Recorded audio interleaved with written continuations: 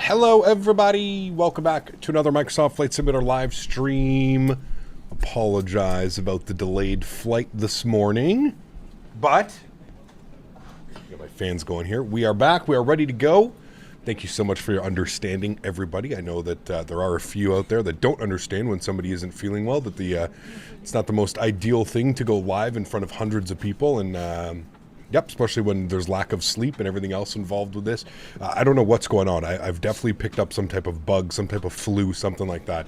It's been over 24 hours now of, well, I'll spare you all the details. I'm sure you can all understand what I'm going through right now.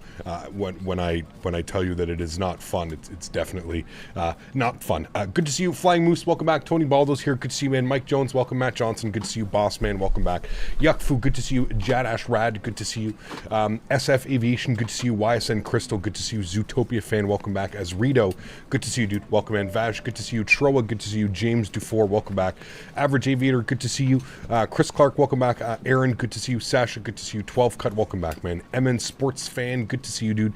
Welcome back. Hope all is well. Huskers is here. Welcome back. Thomas Dev Online, good to see you, dude. Ahmad, good to see you, dude. Welcome back. Michael, good to see you. Captain UK, good to see you. Aaron's Opinion TV, welcome back. Cards and Games, good to see you. We have YSN Crystal celebrating 2 months. Thank you very much for support, man. Appreciate you, dude. We've got Jason. We've got Mr. Daniel Barry in the house. We've got Tom. We've got Rocco. Good to see you. Greg Jackson. Welcome. Simon. Good to see you. Mike. Welcome back, dude. Flight Sim Pilot. Good to see you. Leonard Grant. Good to see you. Aiden Aviation. Welcome. Reed. Good to see you. Yuckfu. Good to see you. Bearded Yeti, welcome back. Hope we're doing well. 12 Cut, good to see you as well, friends. Welcome, everybody. Thanks so much for tuning in. Again, apologize about going live a little bit later than normal today. But you know what? We're here. We've got the stream. Let's not worry about if we're a little bit late. Delays and cancellations happen all the time in the aviation industry, right? So we'll just call this a slight little delay this morning. But we are back. We're ready to go. Let's jump inside the aircraft. I just realized that the aircraft was updated late last night. So I am running the version that we flew yesterday. So for tomorrow's stream, I'll update the aircraft. I don't know what's changed. I haven't looked at the change log. The only thing that I know is if you come over here and you look at my EFB, it says outdated aircraft version. There was a version that released yesterday, Saturday afternoon UK time, evening for me, or sorry, UK, anyways, after our stream. The aircraft got an update, which I didn't realize that it had an update. So that's why you see that outdated aircraft version. It's okay. We're just one version back. No big deal. Cool. The aircraft is loading. You can see here we've got 38 passengers. I love the way that I've kind of figured out how to work this GSX and fly-by-wire integration. I've been enjoying it. It's pretty cool, actually, that you can get it to work like that. Cool. We've got our fuel on board. Everything looks great. We've got our flight plan loaded here. We're going Athens over to Heraklion today, so everything looks good there. Let's go ahead and power up the aircraft, and then we'll go ahead and call up. We've got ETC online today. Battery switch 1 and 2 on. External power comes on as well. Bring the aircraft to life. Let's go ahead and get our nav and logo lights on. APU master start switch. Cruise supply can come on. Cappy burst can go on as well. We'll get our ground control turned on as well. Let's get our ADIRS left side, right side, and center all set to the nav position. Good. And everything else should be good there. No smoking auto will arm our emergency exits, and everything else looks good there. Cool. So we've already done everything in here, so there really isn't much that we have to do with the EFB, so that's all fine like that. So we can go right down here to the McDo menu. We'll go to the AtSiu menu. Good. We'll go to the AOC menu. We'll go to our init/press. We'll go ahead and bring in our init data. Hope you feel better soon. Thank you. Yes, I've got a belly full of Pepto-Bismol and all kinds of other things. I literally went crazy this morning. Yeah. I went to the store and I was like, well, if it works, it works. Right? And so far it seems to be working. So fingers crossed. Nice to see some different names on the leaderboard. Well done, chat. It is. Yes, thank you. Hey Cap, how are you today? Mike, a little bit worse for wear. I've got some type of flu or something going on, man. I've 24 hours of basically visiting the porcelain throne every hour or two, no matter what time. I was up at 3:30 in the morning, was woken up 5 a.m., 6:30, 8:30, 9:45, all in the washroom. Just not a good day, man.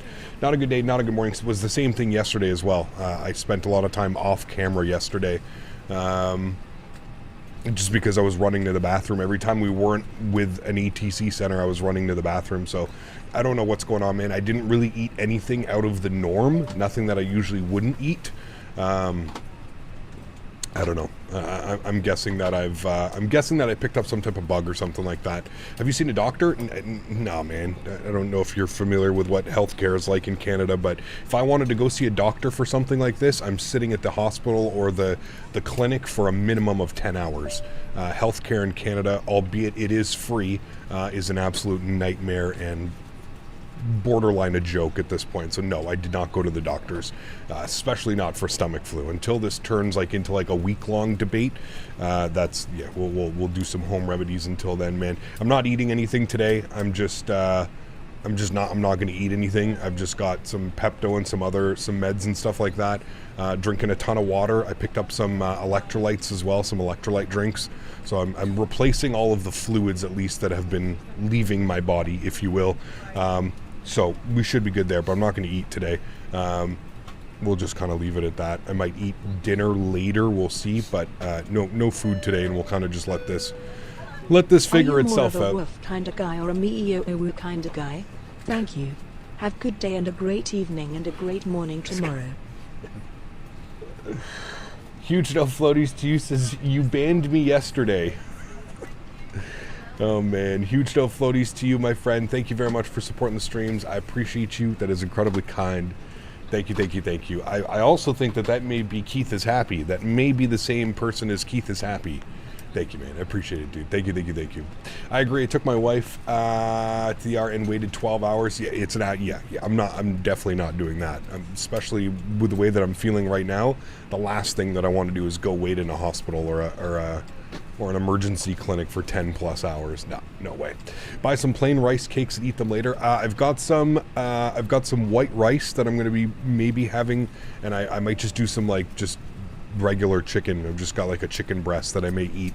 Not going to do anything crazy with it, but just some chicken and rice to kind of calm everything down. Fingers crossed. Hopefully it does work. Okay, everything is set up there. We're looking good. Let's go to our knit ref tab. Let's do our knit request. Thank you very much, Max. Guys, could we please get some love and chat for Max dropping the $50 donation. Let's get some no floaties and some with yous for Mr. Max, Citation Max, maybe flying with us tonight.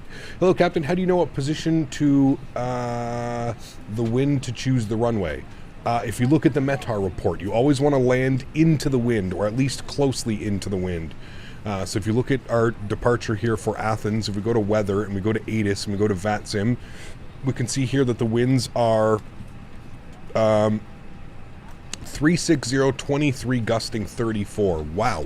The winds have not gotten any better since yesterday when we flew in, chat. Those are terrible, man. It was not me. Citation Max, will feel better, Kyle. Thanks, Max. I appreciate you, man. I don't know what's going on, man. It's almost similar. Like, I don't know if you guys remember a couple weeks ago, I went for Mexican food with the fiance, and I had the same type of thing. So at this point, I'm just wondering if I have some type of like crazy sensitivity to certain types of foods that I have to like particularly stay away with. That's another thing that's been like, I've been thinking about over the last 24 hours as I've been on the toilet as much as I have been. I'm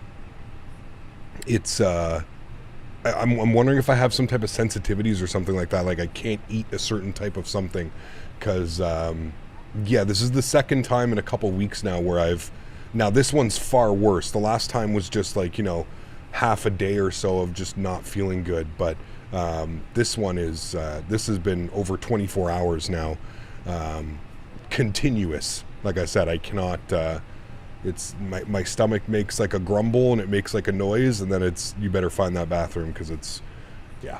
Didn't you get a virus when you were in California? I don't think so, no. I just had terrible indigestion when I was in California, but that's because all the terrible food we were eating. I do have like a sensitivity to those types of things. I am prone to get like heartburn and those types of things depending on the food that I eat. But no, I didn't really I got sick on the way home.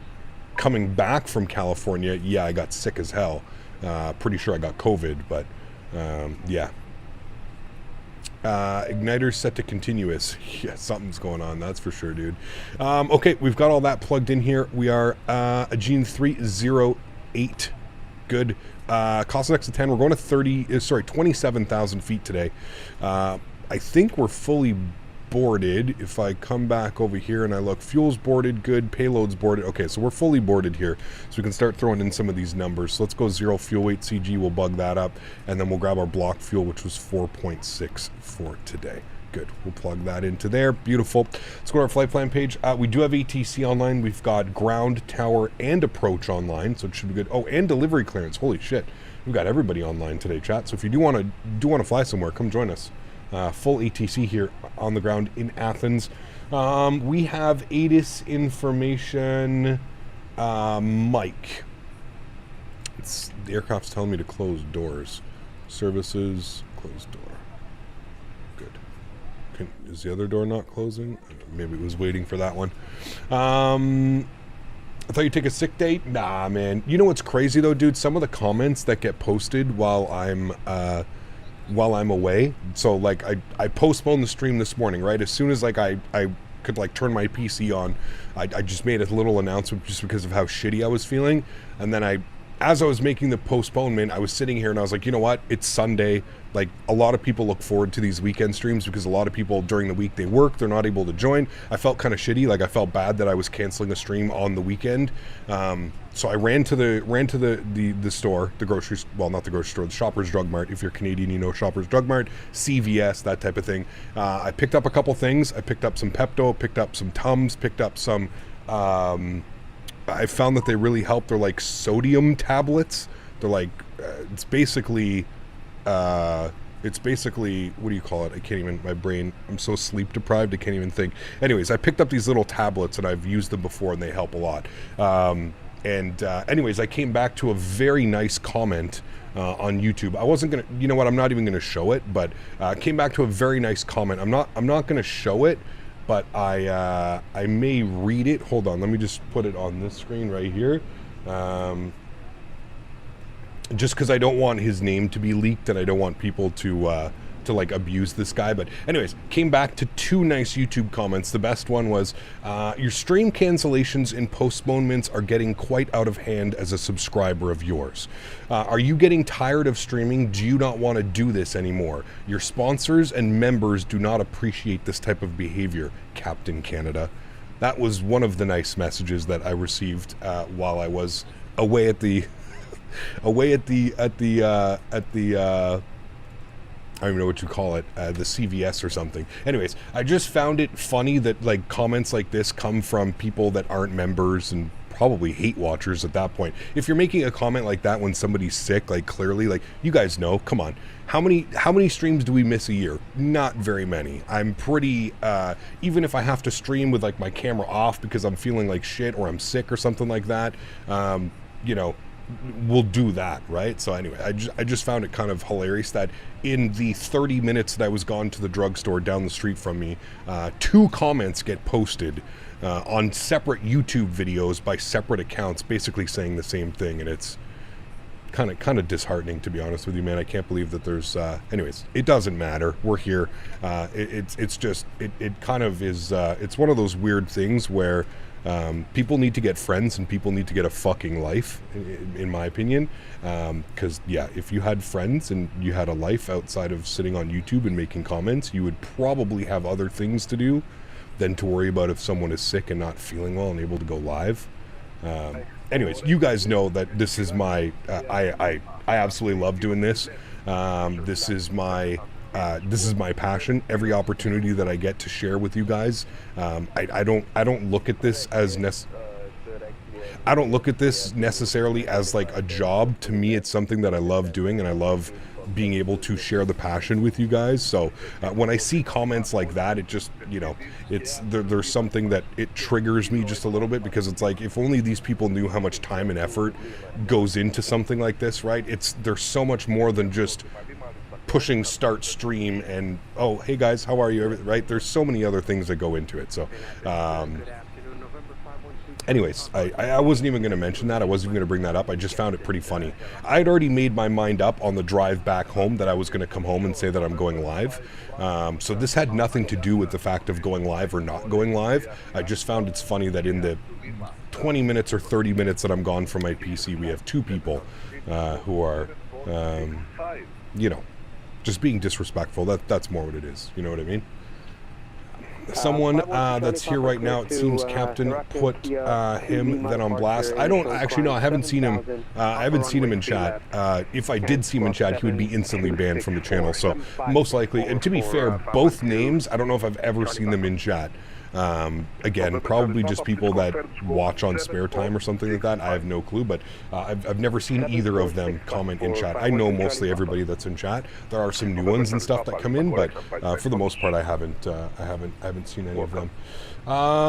Okay, we are planning 30 left for departure, which I believe is what we're doing as well.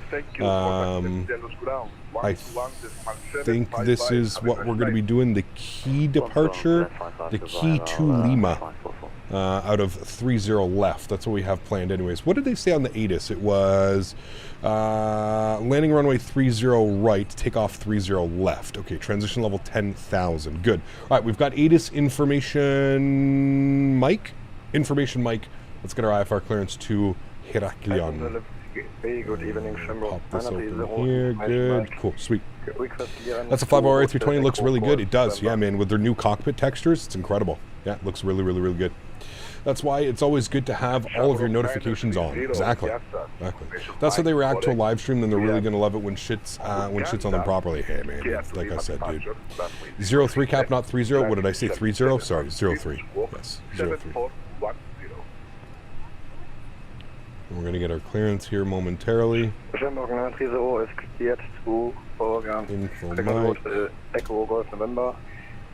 Looking forward to this stream. Hope you'll be visiting Madeira soon. It's been a while since we've been to Madeira. We can plan for that maybe. Not this week coming up, maybe the next week. Cap, what does it mean when there's a manual waypoint in the flight plan? You want to remove manual. Well, manual means usually vectors. Mike. Sorry, Chad, I'm probably going to be burping and making all kinds of weird noises. I'll try and mute myself if need be. Athens clearance, good afternoon, Aegean 308. You're telling me you're taking care of your basic human needs instead of slaving away at work? Absolutely unacceptable. I'm sorry.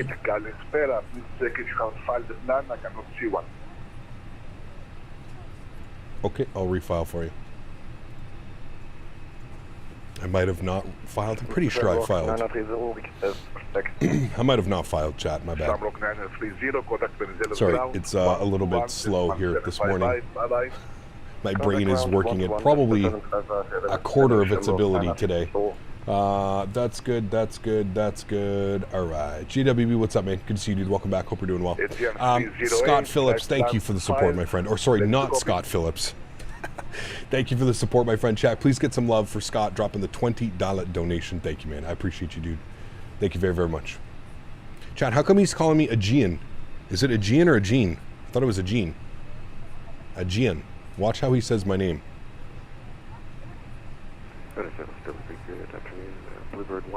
It wasn't me.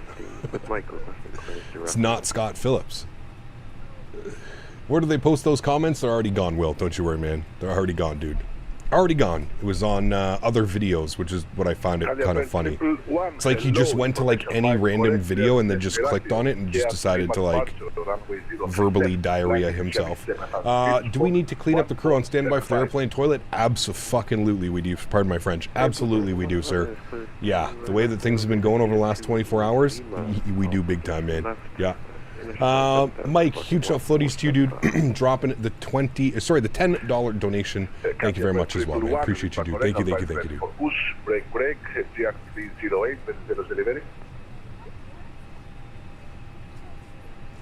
What were his exact words? I already read it. Yeah. Are you planning to go to the FS Expo? I will be at the Expo. Yeah. I will be at the Expo in Las Vegas. At Aegean 308, we should have that filed now for you. Aegean 308, Roger, I had it already. I was calling you. Ready to copy? Ready to copy, thank you, sorry.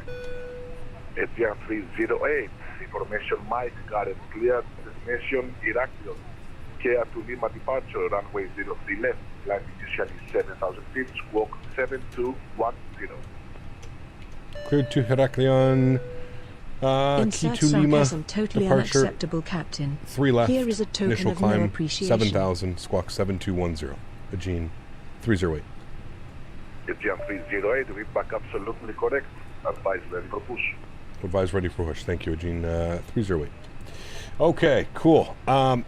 Jugglestomp, thanks for your support, man. Appreciate you, dude, coming up in a business class. And Mike, again, sorry, insert sarcasm, totally unacceptable, Captain. Here's a token of no appreciation. Thank you, man. I appreciate you, dude. Huge no floaties, dude. Thank you, thank you, thank you. I think this time you might need to have less food in Vegas just so you don't get sick like in Cali. I didn't get sick from food in Cali. Like I said, I just had indigestion. I'm prone to getting like heartburn and indigestion when I eat certain types of foods. I'll be in Vegas. We'll make it. We'll survive, man. Just bring lots of Pepto and lots of Tums. We'll be good. We will be good. Don't you worry. It probably was Sasha on his alt accounts. He wanted to watch her streams. Nah, Sasha wouldn't do that to us. Jen gifting 5 members to the channel. Huge no floaties to you, Jen. Thank you very much for the support. I appreciate that. That is incredibly kind, guys. If you got a gifted membership from Jen, please make sure you say thank you. Unbelievably kind. Jen and Ken will be down in Vegas as well, hanging out with us. So it's going to be a great time. Thanks for support, guys. I appreciate it, man. Hecap, is the ATP real or is it simulated AI? What, the other airplanes that you're seeing? That's another person flying the ATR, Olympic ATR. That's another person. That's a real person. Just like that's a real person and that's a real person. They're all real people. Okay, let's start working on this before it takes us 45 minutes to get out of here. We're departing 03 left. We're on the Key to Lima departure. Good. We'll go ahead and insert that. Don't need to do anything other than that. Let's scroll through here. We're going to have a discontinuity. Let's make sure we remove that. Good. Let's go over to Heraklion. Let's see what the weather's doing here in LGIR. Let's go to weather. Nobody on VATSIM, so we're just going to go to the METAR report. Winds are showing 320 at 23. What's going on? Is it always this windy in Greece, chat? Maybe I don't fly enough in Greece, but is it always this windy? Kind of crazy, man. Kind of crazy. We cannot wait. Thank you, Jen. I appreciate you. It's going to be incredible. Absolutely incredible. See you fly in Athens. Might control LGIR. Who knows? Sadly, it's late time for me now. Yeah, I know. Wondering. I'm sorry, dude. I'm like 2 hours late on my stream already, as is. So, all right. 13 degrees, 10:20. So winds 320 at 23. We're going to take the RNAV 27, I guess, would be the most appropriate runway, I believe. We're going to take the Xavier 1 Alpha arrival. I don't know if that's how you say that, but that's the arrival that we're taking there. Yep. We're going to open up the charts. We're going to look at this here. I think we want it from Zavis, I think is where we're taking it in from. Zavis. Is that an option here? Nope. Okay. Let me go to here. Approach RNAV 27. Now remember, chat, this aircraft does not fly RNAVs. So we're probably going to have to hand fly this or just manually fly it. We want to take it via... Where are we coming in from? Probably going to take it from Gonzo. So we'll select that one, and then we'll insert that. Okay, good. Let's go to our init ref. Init A, init B is good. Good. We'll go to performance. We're going to wait for engine start. So let's go upstairs. Let's go and spool up the EPU. Get the fuel pumps on. Good. That's all good. That's all good. That's all good. Cool. We'll seat everybody down. Good. Initial climb was 7,000, so we'll bug 7,000. And all of that looks good. Only other thing we need here is our squawk code. Squawk code that he gave me was 7210. We'll bug that up. 7210. Good. Let's go to GSX. We're going to prepare for pushback and departure. We're going to go to the overhead. APU should be on and available here momentarily, chat. Mr. Huskers dropping the $20 donations is just for your passion and streaming when the stomach METAR is at minimums. Huge love floaties to you, man. Thank you for your support, Huskers. I appreciate you guys. Please get some love in chat for Mr. Huskers. Hey! I hear 2 Romeo Foxtrot on the network. Thanks so much, Huskers. I appreciate you, man.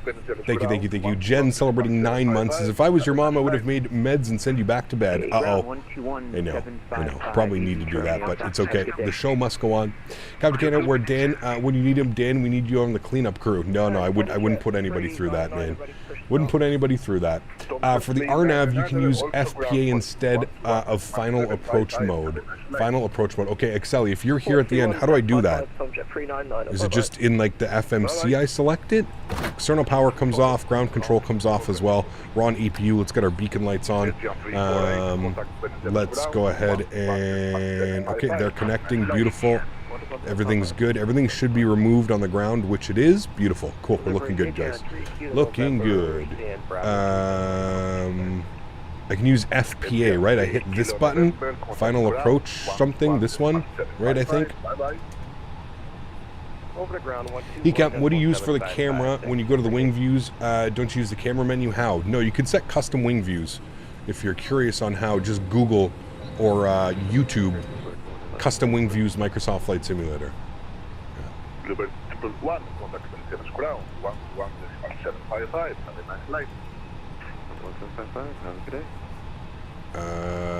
Facing southeast on taxiway, facing northwest. I think we want to be southeast.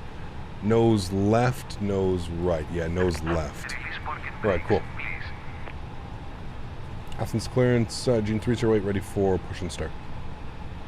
Aegean 308, you can contact Vendems ground 121.755. Bye-bye. 121755. Thank you for the wonderful ATC. You have a great evening, Aegean 308. Thank you for flying. Bye-bye. All right, 121755. See, that's how ATC should cheat everybody, chat. There's a storm in the UK. The winds are 105 mile an hour. Oof. Are we going to do the return trip? Yeah, it's full stream, man. Full stream. I'm here to send it, dude. I'm not going to here to waste anybody's time. If we're going to stream, we're going to stream. We're going to do the full stream. Yeah. Hey, Cap, do you know why my planes spawn angled with GSX? Do you have any custom profiles for them? Do you know all your VORs? Yes, correct. Cap, when is the next 7-3 flight? Next week, we're going to be back in the 7-3. Okay. Vine, what's up, man? Hope you're doing well, dude. Hey, Cap, do you know what my plane... Sorry, I got that one. FP8 is the flight path angle. For the RNAV-27, the descent angle is 3.4, so you said 3.4. It's easy. Okay. Feel better, my man. Screw the haters and keyboard warriors. You're telling me, Joe. Joe, huge no floaties to you, man. Thanks for support. I appreciate you, man. Thank you. Incredibly kind, man. Really do appreciate it, dude. Yeah. You should have taken the day off, Cap. You know, honestly, man, listen, even taking the day off, what am I going to do? I'm going to sit in my bed and I'm going to feel sorry for myself and rub my belly. Hey, man, at least let's go live. You know, I know a lot of people are looking forward to this. I was looking forward to this as well. I love flying in Greece. There's a lot of people looking forward to this one. So, yeah. That's, we're here, we're doing it. Ground Aegean 308, ready for push and start, please. Aegean 308, hello, push and start, approve, face west. Push start approval, face west, thanks. Aegean 308. Big fan. I don't think we can come out that way, right? No, so, wait, I guess we face east? Face east. Okay. I don't know which way we're going, chat. Let's see. Streaming from the throne. Yeah, exactly. Yeah. Atto, I'll let you know, man. I think we're good for now, but I will let you know. Yeah. I'll let you know, my friend, for sure. Alright, pushback started. Engine mode selected the start position. Facing east. I wonder if we should just go straight.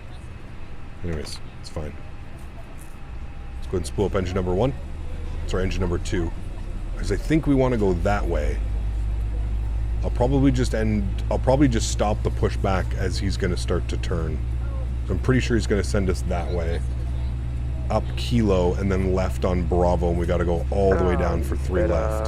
Ground Aegean 3210, requesting push and start.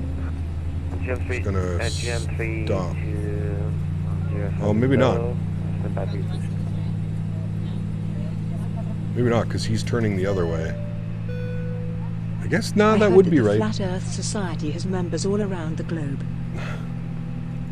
CHLM coming with a $10 donation. Huge love floaties to you, my friend. Thank you for the support, dude. I appreciate you, man. Thank you. Do my download speeds in Content Manager Microsoft are so slow? It's probably just your connection to the Microsoft servers, man. Mine aren't very good either, to be honest with you. How do you operate the tiller so well on this aircraft? I just have it binded to my nose wheel steering for my joystick, left and right on my joystick. Swap engine number 1. We'll face west. It was the pushback header. Okay. And ground, good afternoon, November 516 Charlie Papa. We're ready to push and start off of Bravo 38. November 512 Charlie Papa. Love booster. Big Jet TV had over 30,000 people watching the stormy landings. That's insane, dude. That's so cool, though. It's so badass, man. It's unfortunate I don't really have any major I don't have any major airports that I could really go to filming, and then even here in Canada, North America, we don't get the best spotting places either, you know.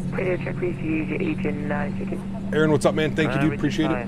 Do you have any SP with this bird? What do you mean by SP? Sorry, Roger. Okay, Thunder 399er, cancel your pushback clearance. Break, Aegean 3 Kilo November, please start blue. So on the RNAV chart, you have the distance from the runway and the altitude that you should be at by every mile, and then you can adjust the FPA accordingly. Got you. Okay, thank you. Yeah. Thunder 399er, apologies, I need to give it away to the traffic next to a sound pack? Oh, no, default sounds, man, sorry. Kilo Orange. Listen, guys, my brain is not working today. Like I said, I've had probably less than 6 hours of sleep in the last 2 days. So just my brain is not working. So I apologize for if I'm missing things that I would usually pick up on.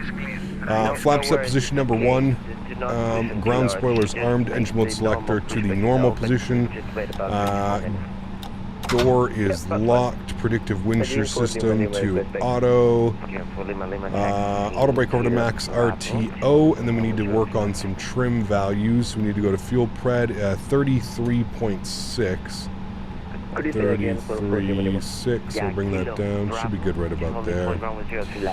Let's go to performance numbers. We're going to go 1/down 0.3. Good. Flex temp's going to be 65 degrees. And V1, 31, 32, 36. Beautiful. All of that is set upstairs. APU's off. APU bleed is off. Everything looks good up there. Cool. EK memo is no blue. We're going to go. Helicopters tuned in. Surprised to see you are alive. Hope you're feeling better. Definitely not feeling better, but we're pushing through it, man. We're pushing through it. Where to get your flex and trim? So the trim value, you get it from your fuel prediction page. It's right up here. You have to set your zero fuel weight CG, which is 33.6.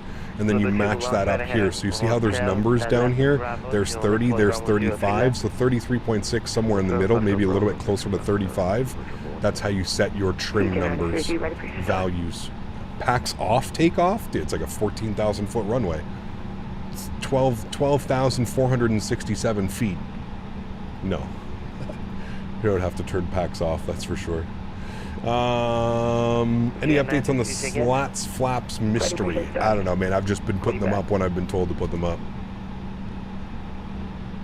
We've got Aegean 308 ready to taxi, runway 3 left. Aegean 308 taxi right on to Charlie, then Hotel and Bravo 20.0 left. Alright, right on Charlie, Hotel, Bravo, holding point 30 left, Aegean 308. Alright, let's do it. Aegean 348, taxi Charlie. So there's a 348 on frequency as well, too. Oh, I see what he's doing. Okay, so he's got us. He's got some of us going this way, some of us going the other way. That's kind of cool. It's smart, actually, by him. Okay. Aegean 3210, push star approved, facing west. Alright, nose wheels good. We're making a right on Charlie, and then we're going all the way down for Hotel and then Bravo. I'll get back to you in a second. So this is going to be right on Charlie. He's close. Stand by. Oh, everybody logged off. I figured it was getting kind of late. How you feeling? Not very good, man, but we're here. Number 1. Aegean 308, give way to the company A321. No worries, we'll give way to the company A321, Aegean 308. Yeah, giving way to the company A321 in front of us.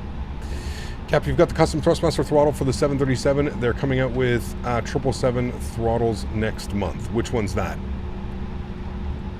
I thought we were supposed to... Can you give me Charlie? Give me Charlie Hotel Bravo. Oh, there we go. Yep, he's got it. No problem. I don't know. Yeah. Pull flaps up, passing S. Green dot speed on takeoff is the best climb for engines out. Nothing to do with flap speed. Correct. Will is correct. Listen to what Will just said. That's what I have gathered as well. Hey Gap, I'm Tom, 399, having GSX issues, so I'm held up for a push now. No worries, November 51 to Charlie Papa taxi. November 51 to Charlie Papa taxi. That's okay, we do it all the time too, Daniel. Hotel that is okay. Left. Just crashed on Vanson, that's not Hotel good. Bravo to holding point 03 left, 512 Charlie Papa. Oh, this guy's like sideways. He's got like one gear up. Whee! Those are those winds, chat. Those winds are coming for you.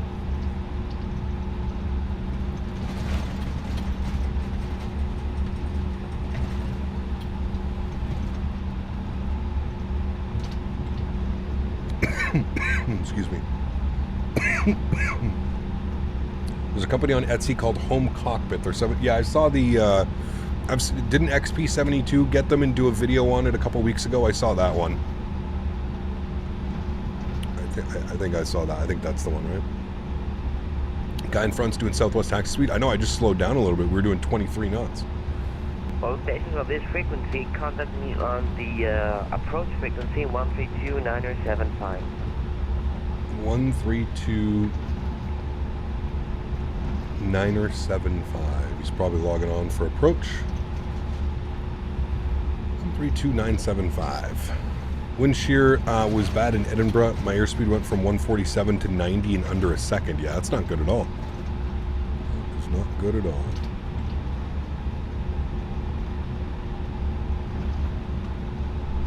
Amazon delayed my package. It's 7 days. Oof. That sucks. All right, we've got hotel coming up here, which we're going to make our right turn at. We have the company E321 in front of us, who's making that turn now. I don't know why we're not getting a livery for him. I don't know what livery he is, but kind of weird we're not getting a livery for him.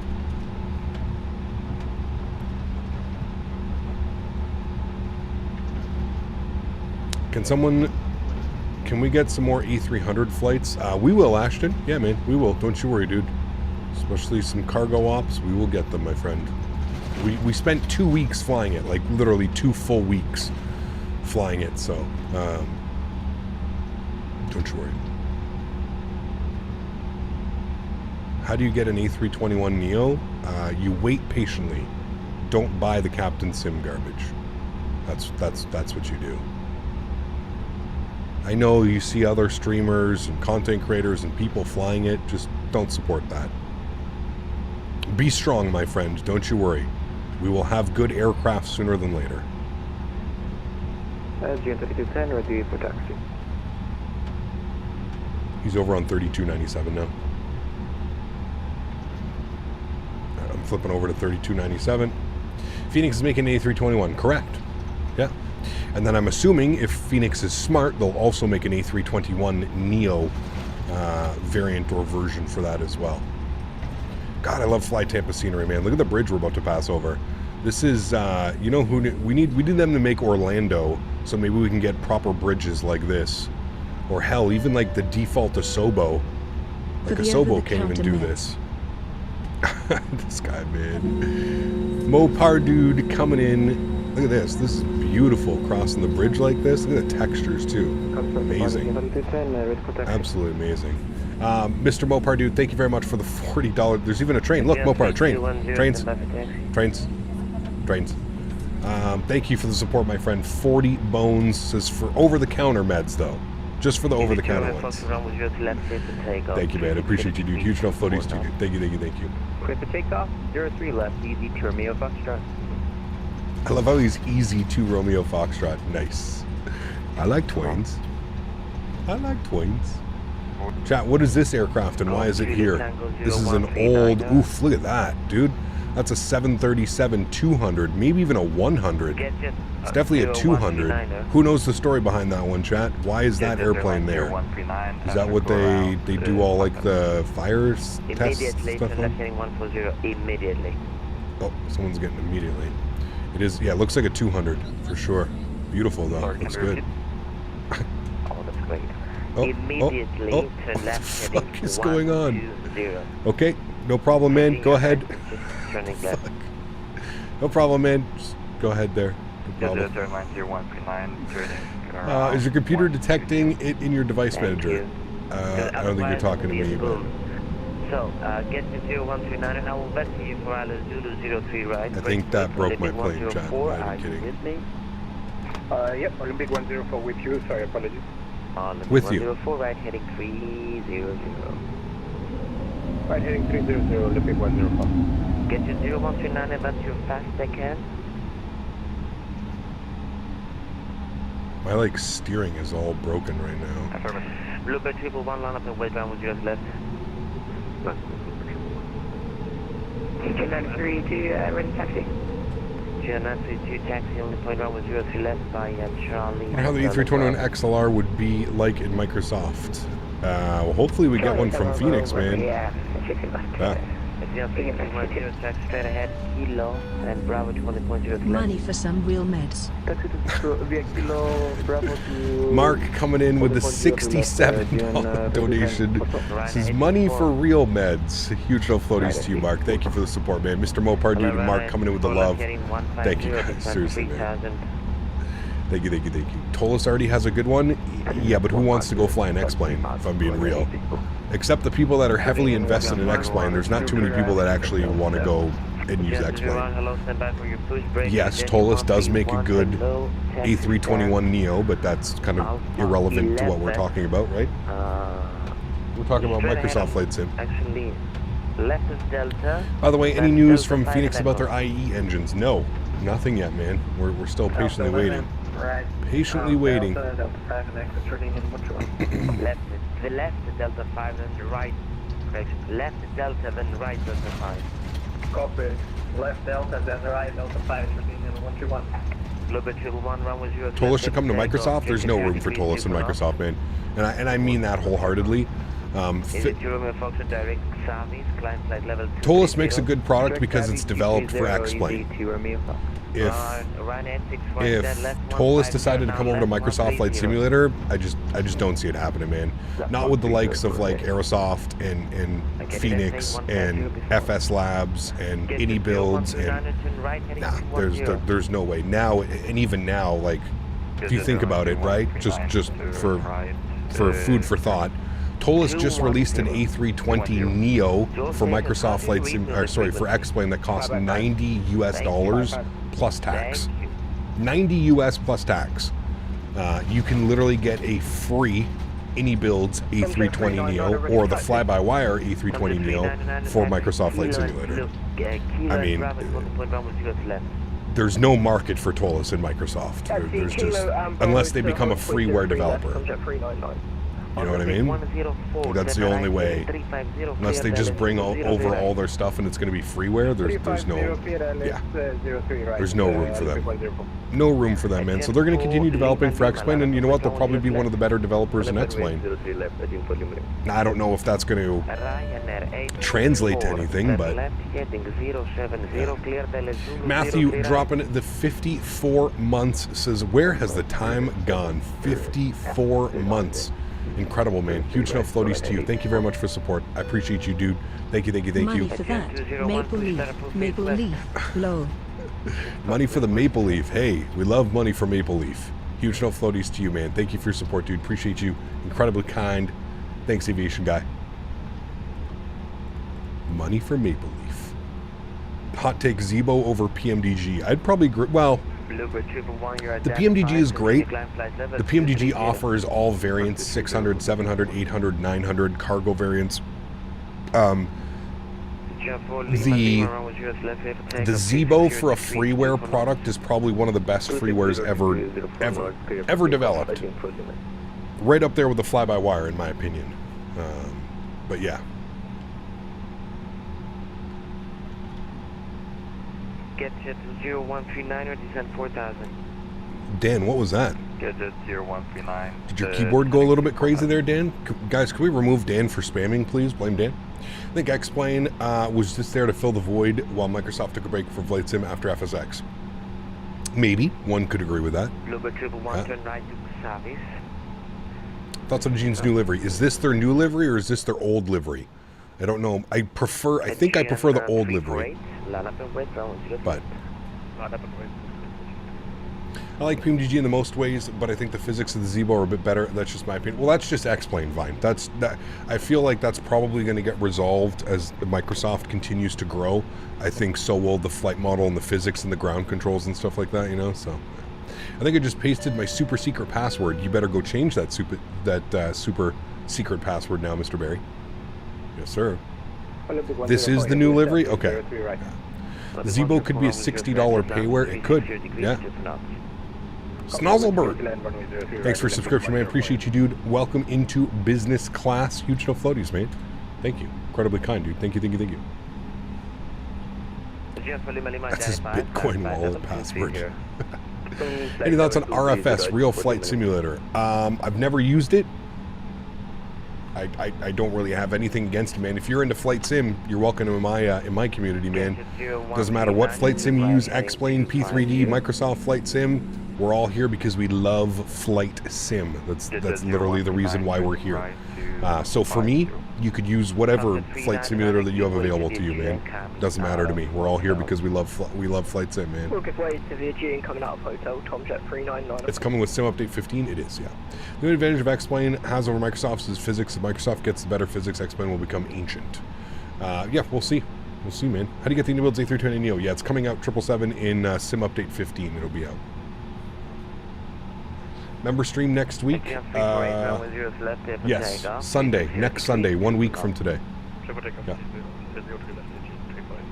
I use the Roblox flight simulator with Minecraft runways. There you go, man. Whatever floats your boat.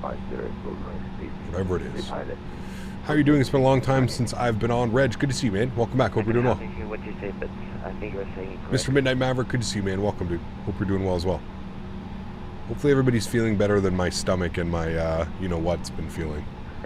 Flying the AnyBuilds A300 anytime soon. We just flew it for 2 weeks straight, Karl.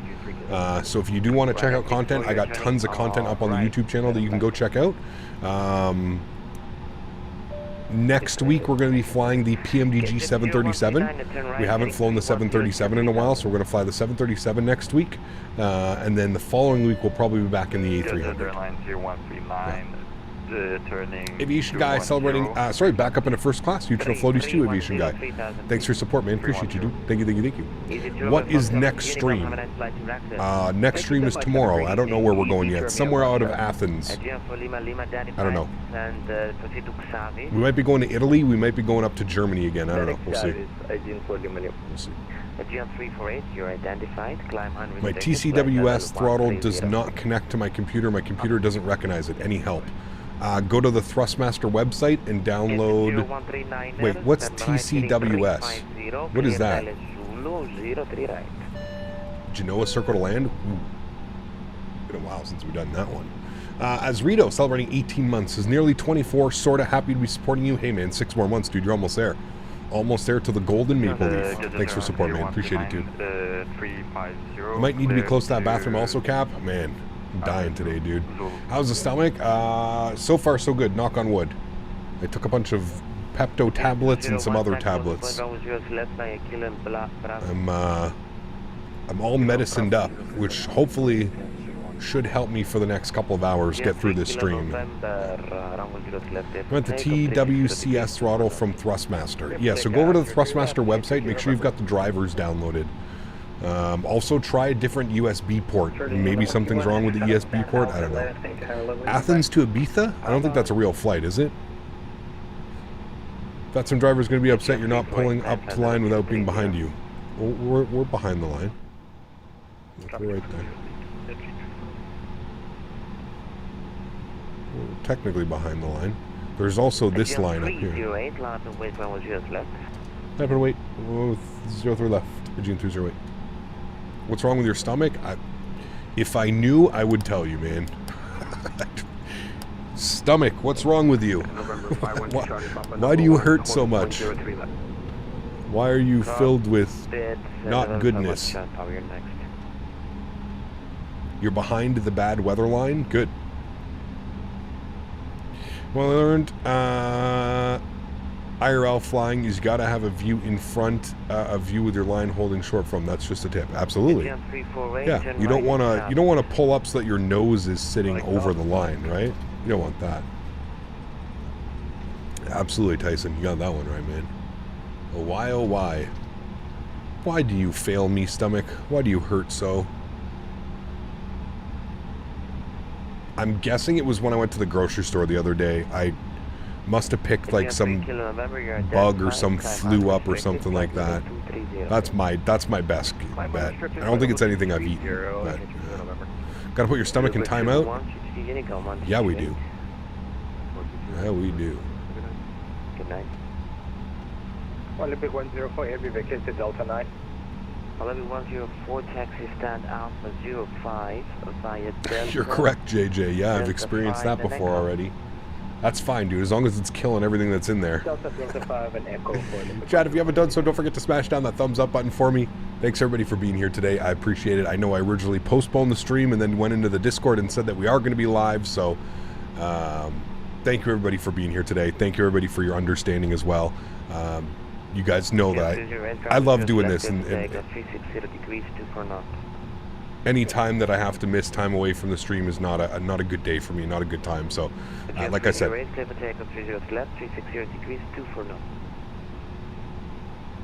left, cleared for takeoff, Aegean 308. Right. Joystick cam is on. Sounds are up. Move this. Hold on, we got to get the Thrustmaster brand right down there. There we go, chat. Product placement. Sounds are up. Let's have some fun, shall we? Throttles to 40%. Let's go flying. Chrono's on. This is going to be gusty departure, chat. Takeoff power set. And flex 65 SRS runway auto thrust blue. Airspeed's alive, nose down pressure on the side stick. I can already feel the gusts of winds gusting the aircraft. 100 knots, we're neutral on the side stick.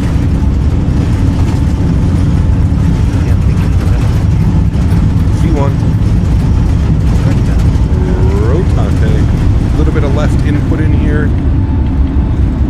Oh my, look at that, jeez. Positive rate, gear up. That's going to be gnarly coming back into here, Chad. Promise you that.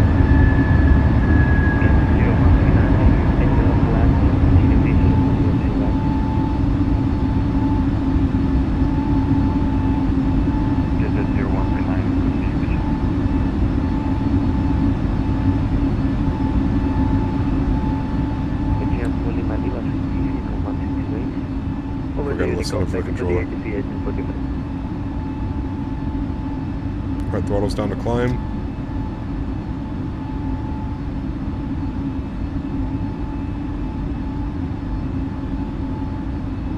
Level off, gain some speed.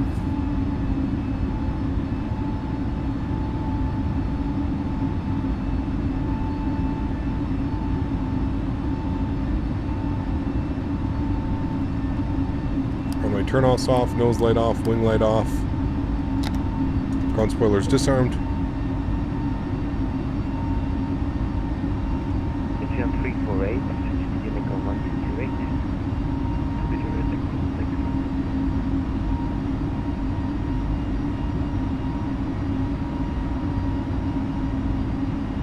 Okay, good day. Falcon 9 on stand Alpha 30 request pushing. So beautiful flying over here.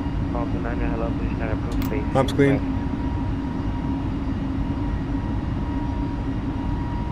Push and start facing west. Pitch for climb. On November 500, Charlie Papa, runway 0 left here to take on 350 degrees, 2 and off, gas in 32. Grip takeoff 03 left, 2 Charlie Papa. Olympic 104, heavy requesting gauge Alpha 13. Approved, sir. Thank you. Radar, good afternoon, Aegean 4, Charlie Quebec. Autopilot 1 is on. Flight deck. Aegean 308, identified, climb flight level 230. Climb 230, Aegean 308. And 308, turn right to Xavis. Turn right, Xavis for Aegean 308. Aegean 4, Charlie Quebec. Hello, push start approved, face west. Push start approved, face west for Aegean 4, Charlie Quebec. A little bit of a shortcut, chat. Nice. Left. Right up and wait, 02 left and 0 to 10.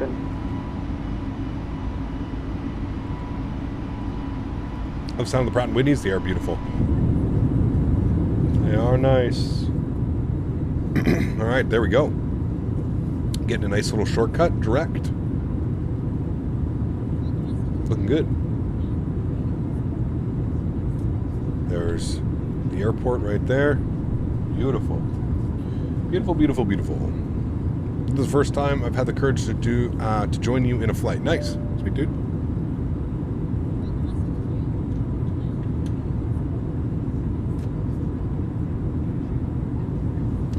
Gorgeous. Absolutely gorgeous. Aegean 3 Kilo November, switch to Unicorn Heraklion 122.8, thanks for the service, have a good day. Good day. The new ATR update flies pretty nice. Yeah, we'll have to try that as well. Yeah. Again, we heard the former Embraer pilot describe hand flying the Boeings as more of a raw experience. I've never flown them, Joe. I wouldn't know. I wouldn't know.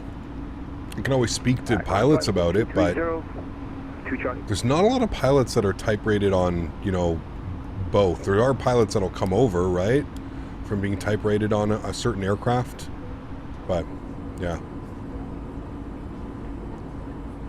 Aegean 3210, runway 0 to left, clear for takeoff, 350 degrees, 2 knots, gas 632. Clear for takeoff, runway 0 to left, Aegean, Cap, what are the minimums? Minimum radio, well, you're going to want to use the Barrow, so 830 or 749 if you want to go with radio minimums.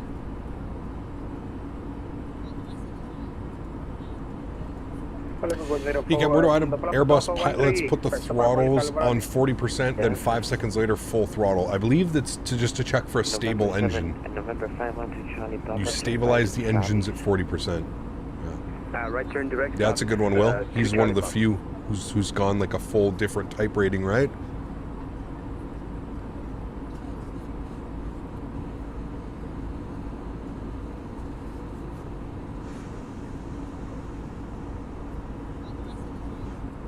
Yeah, we got to go hard on the medicine today to make sure that the stomach feels good. As someone who does flight simming in the A320 is easier to land. Could be, yeah. Cap, they added the ability to drag the maps around the EFB now in the Anybuilds A300. Yes, very nice. Yeah. They do it to avoid asymmetric thrust. Could be right on Tyson, yeah. Do I listen to NBA Youngboy? No. No.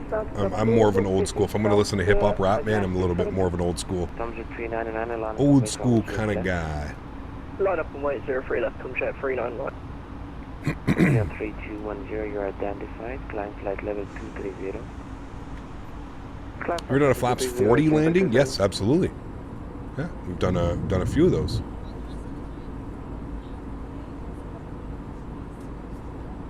So I got a 4060 GPU and an i5 10th gen CPU. And when I try to run FS 2020, I only get 15 FPS. Any help? Will FrameGen mod help? Something's not up to date with your... If you have a 4060 and an i5 10th gen, you should definitely be getting more than 15 FPS. Try putting all the settings down to medium and seeing how that works. And then bump your settings up for that. Who makes the best sound packs for X-Plane? Oh man. I mean, I'm like 2-3 years removed from X-Plane, dude. I don't even know. I know there's a new developer out there who put out some sounds and they seem to be better than like BSS or stuff. BSS used to be the gold star, but BSS is kind of... That guy's... I don't know what happened to the guy that makes all the BSS sounds, but he's not... Something's not normal with him. I don't know what it is, but... yeah. Already starting the descent? Yeah, it's not a very long flight, that's for sure. Helicopter start a flight from Faro to Gatwick. Got you. KOSP. There you go. KOSP, they're the ones. Aegean 308, switch to Unicom 1228. Unicom 1228, thanks for ATC. We'll see you around. Aegean 308. Alright, 122.8. We're going to bug up our cruise altitude, which was 27,000 feet. We've got 27 set and checked. We are now passing through 20,600 on standard Barrow. Cool. Everything's looking good there, chat. You can see we're coming in like this. We're going to go to Gonzo. And then make that turn down like that, and then in for runway 27. Are the winds still crazy here? Yep, winds are still 300 at 22 knots. So this is going to be a 22 knot crosswind, chat. Please don't hold your breath. This landing is probably not going to be a good one. But if you're into watching me not have good landings, because to be fair, we do have pretty good landings most of the time. If you're one of those people that likes to watch me fail and have tough landings, this is probably going to be that time. Is this a round trip? It is a round trip, yeah.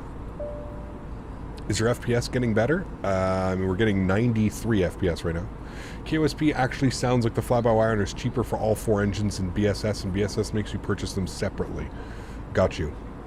Yeah, like I said, man, I don't know what's going on with BSS, man. It's been a couple years since I've been removed, but he's something not normal.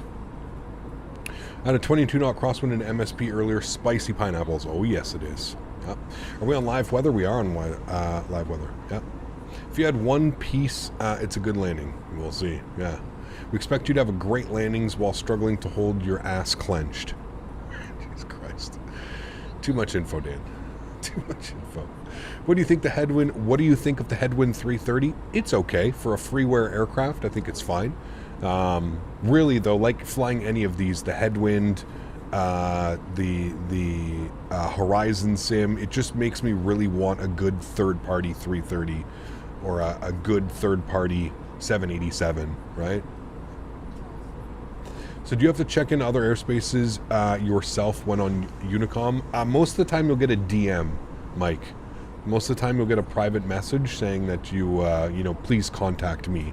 You can, if you have your VATSIM map up and stuff like that, sure, you can like kind of look on it and see, you know, see what's going on. But yeah, for the most part, you just wait for a ping. They'll say, please contact me, you know. There's a 340-300 mod for X-Plane. Yeah, mod's the default one. I don't know. Not very interested in that. Is this the stable of the development version? Jacob, this is the development version because right now you need the development version to get the new cockpit. As you can see, this is the new cockpit and it looks far better than the other cockpit and far more realistic to what an Airbus A320 family cockpit looks like. ECAP, yesterday was fun, the A300, but the FMC didn't give me a top of descent. How do you calculate when to descent? So something tells me you didn't set up the FMC correctly. You need to have your zero fuel weights, your zero fuel weight CG, a flight level, and a cost index set in the FMC, and everything should work. So if you didn't, something tells me you forgot to add in your zero fuel weight, your zero fuel weight CG, something like that. Because it should work if you had all of those in.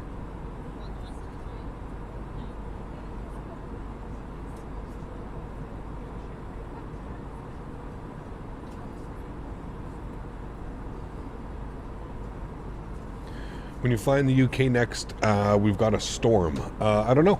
I mean, we left London Heathrow yesterday. The fact that there is still no decent weather radar is a massive disappointment and a shame because it ruins what is a really good sim. So apparently they're opening it up in 2024, Adam, and I'm, from what I've been told and speaking to developers and what I've heard through the rumors and the grapevine and everything in between, is just that Asobo and Microsoft really wanted to nail down the weather system and they didn't want to open it up for third-party weather. Take it how you want it. You could be upset about it. You could be happy about it. I do agree with you. A good working weather radar would be good. And I think, you know, especially with the atmosphere and the clouds and everything the way that it is in this simulator, it would be great to have that. For me, it's not a game breaker. It's not a deal breaker for me personally. Would I like to have one? Sure, but I'm not going to get upset about not having one. If something looks nasty in front of me, most of the time I'll just fly around it or, you know, but I do agree. I think with 2024, hopefully we'll have the API for developers at least so that all the developers can come in and, you know, do it in their aircraft. I think that would be ideal. That would be ideal. Okay, weather 330 at 22, 330, 22 on the winds, going to be spicy. Altimeter's 1020, temperature's 13. 1020. Good. Transition altitude, I believe, is 7,000 feet. It says 6,000. And our minimums are going to be 830 on the Barrow. 830. Good. All right, cool. All that is set.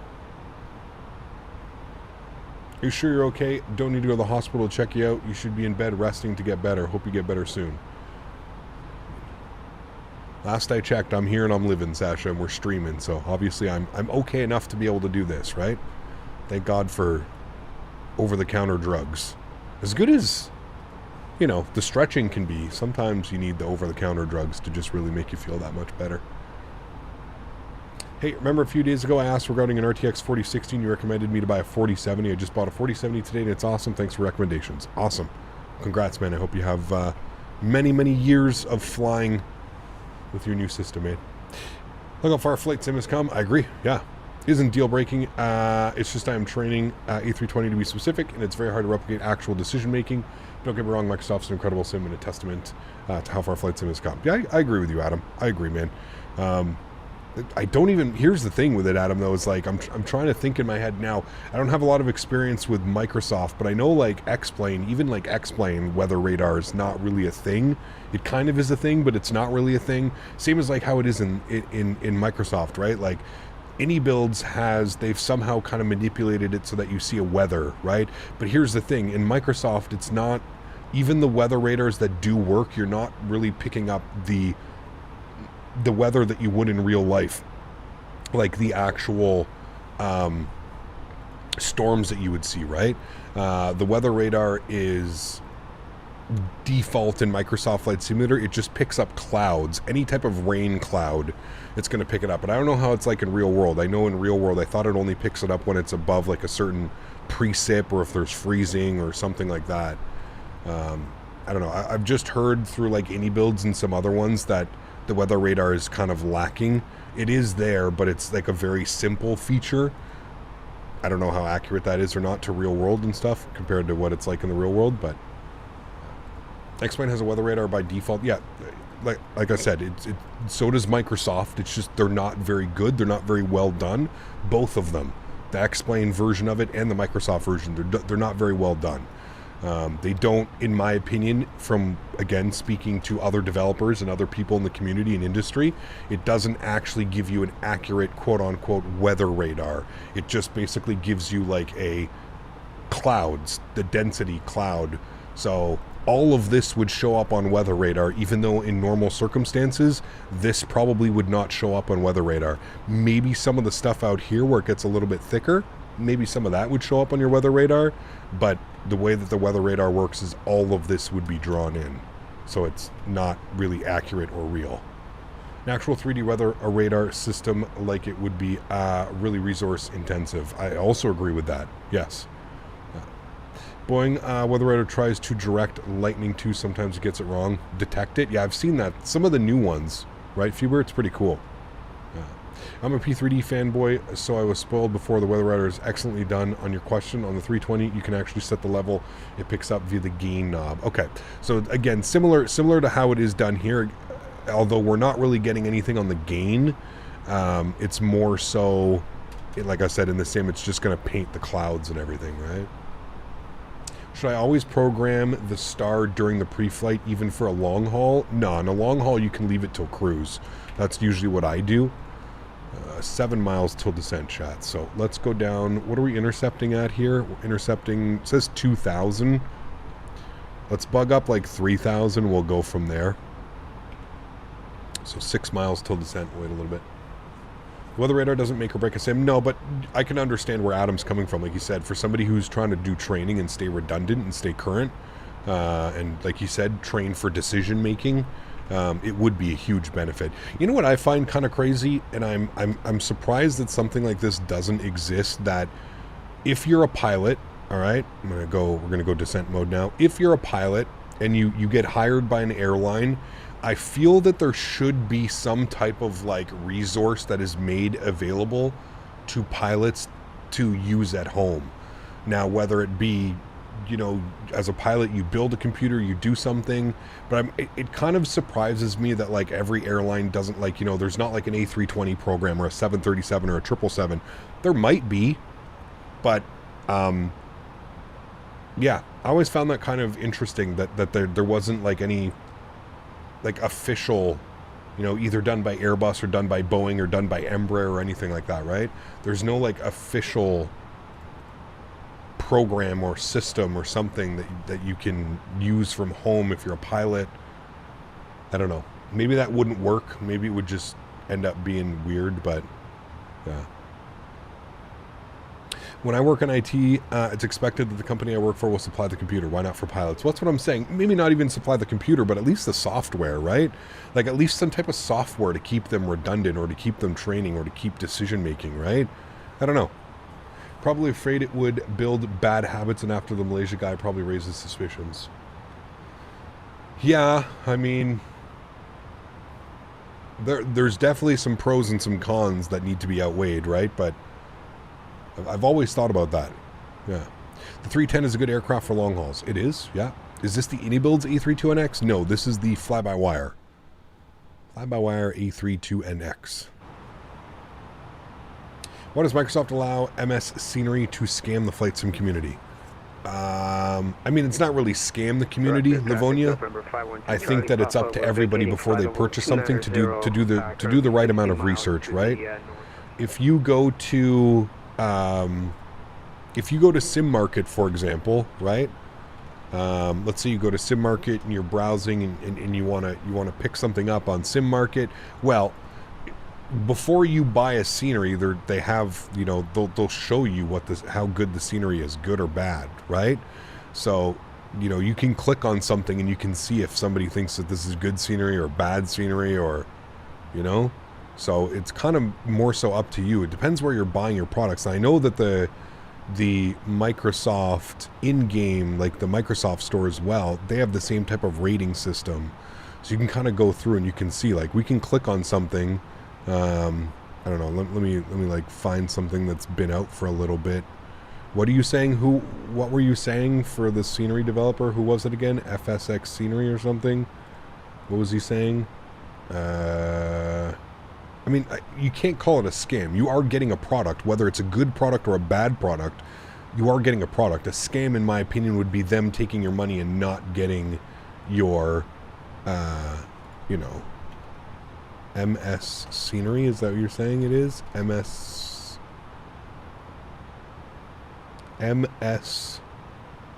Scenery? Is that who it is? I don't even know who that is. M Scenery. Who's M Scenery? I haven't seen any M Scenery. Who, these guys? These are all for FSX and P3D.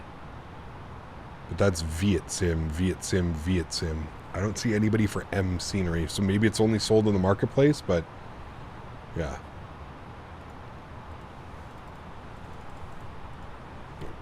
Why do you call the Captain scam? I mean, I don't really call it the I don't progressively go out and call it a scam. Will. Like Captain Sim, they've kind of built that name by themselves. That's what the community. It's not like I go out and say, "Oh, Captain Scam." No, I don't really say that. I just say stay away from it. Just because the community has given a name for the Captain Sim products doesn't mean that I am. When do you hear me call Captain Sim 777 the Captain Scam? When do we even talk about the 777? We don't even really talk about it, man.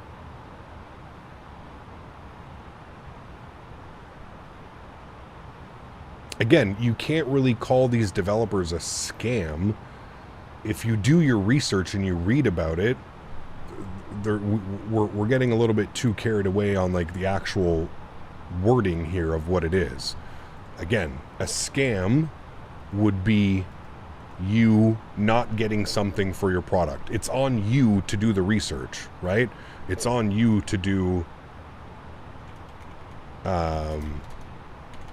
your due diligence before you buy things. It's nobody else's job. It's again, you can't really, you know, in my opinion, a scam is you getting scammed out of your money. Now, everybody can have a different interpretation of what you're getting scammed out of. You may have bought the Captain Sim 777 and thought that you were getting, you know, an actual high fidelity aircraft. That's on you for not doing the research, you know. All the MS Scenery airplanes are 100% scam. Read the description on the planes they sell, then actually fly one. Well, then I maybe you need to reach out to Microsoft and you need to explain that. Like I said, everywhere that you buy products, unless you're buying it directly from the developer, there's going to be some type of like rating system. There's going to be some type of star. There's going to be some type of, I don't know. Also, go to Reddit. You got to do research, man, nowadays. If you're going to buy something, you have to do research. Yeah. From what I saw with Oz Flight Simmer, some of those planes don't even have working landing gear. I've never heard of that Scenery. Never heard of them before a minute ago when he said the thing. I don't know. Yeah. Captain Sim at least doesn't claim to be study level. Yes and no.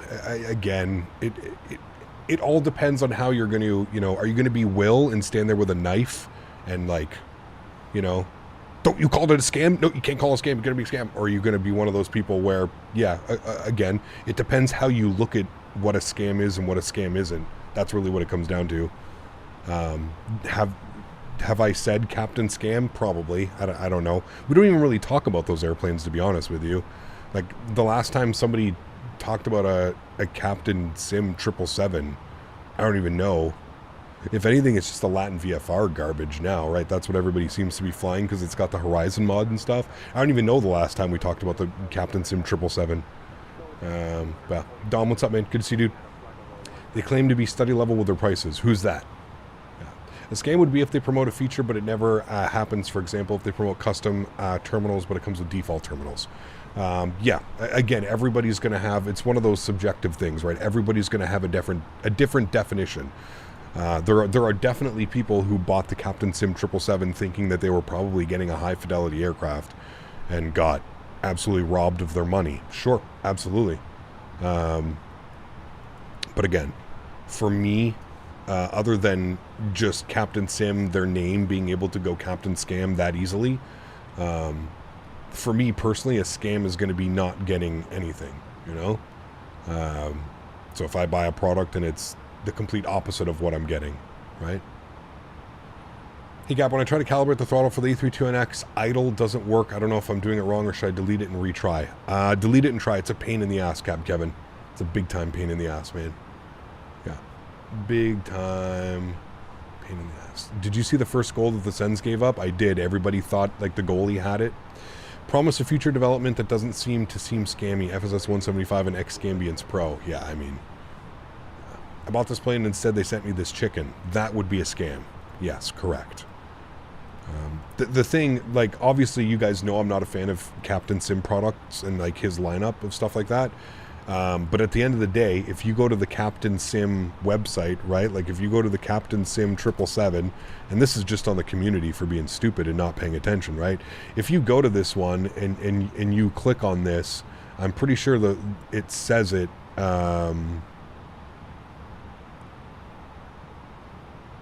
This is for FSX and P3D. We want products. We want the Captain Sim 777 for Microsoft. This one.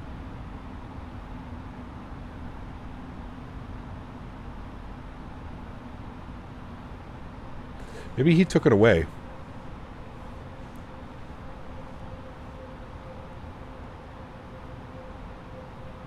I remember there used to be like an asterisk beside the Captain Sim product range up that said the product line that said that these use default systems and based off of default systems and stuff like that. I don't know, man.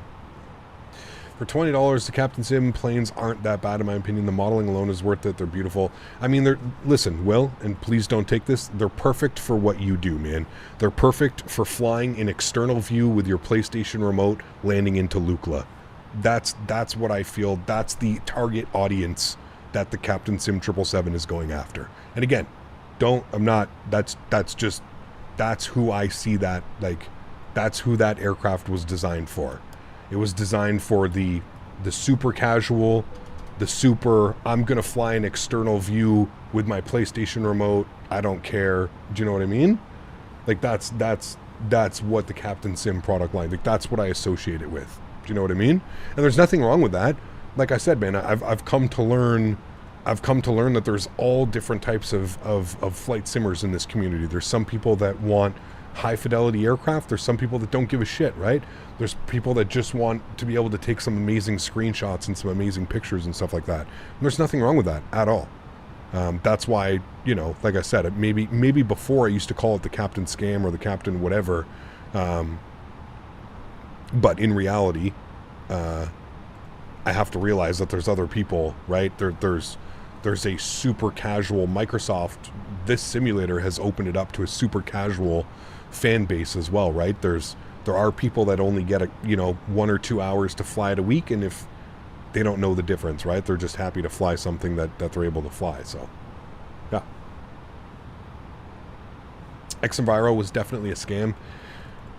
Again, everybody's going to have a different interpretation, Captain UK. The way that it was described to me by the lead developer, basically saying like, yeah, like we know that this product isn't really needed in Microsoft Flight Simulator, and we know that this is like super early rendition of this product, but we want to help support the war in Ukraine and our developers in Ukraine. Yeah, like I think more so they're trying to pull on people's heartstrings with that one, but yeah, you know. That there's me who's dying for a long range. Don't worry, man. We're going to get one soon, dude. We're going to get one real soon. Do not worry. Question. If, let's say, you're at 100 feet and the tower didn't give you clearance, do you have to go around? I would call them before you got to that point. Yeah. Captain Sim is for the Swiss 001 type of audience. Sure. I mean, you can categorize it however you'd like. I'm just going to go with, it's for the very casual, you know? It's for the very casual flight simmer out there that doesn't necessarily care whether they're flying a high fidelity aircraft or not. That's who I would say that's more designed towards. I'm going to start bringing our speed back here, chat. We're doing 255 knots. Let's start rolling that back to about 230 for now. Steve from Ottawa. Good to see you, Steve. Welcome back, man. Hope you're doing well. I realized that a lot of developers were from the Ukraine. There's a ton of developers from the Ukraine and Russia, man. Yeah, flight sim is a huge hobby over there. Yeah. Cheap rudder pedals, I don't know, man. I don't know if cheap and rudder pedals go hand in hand.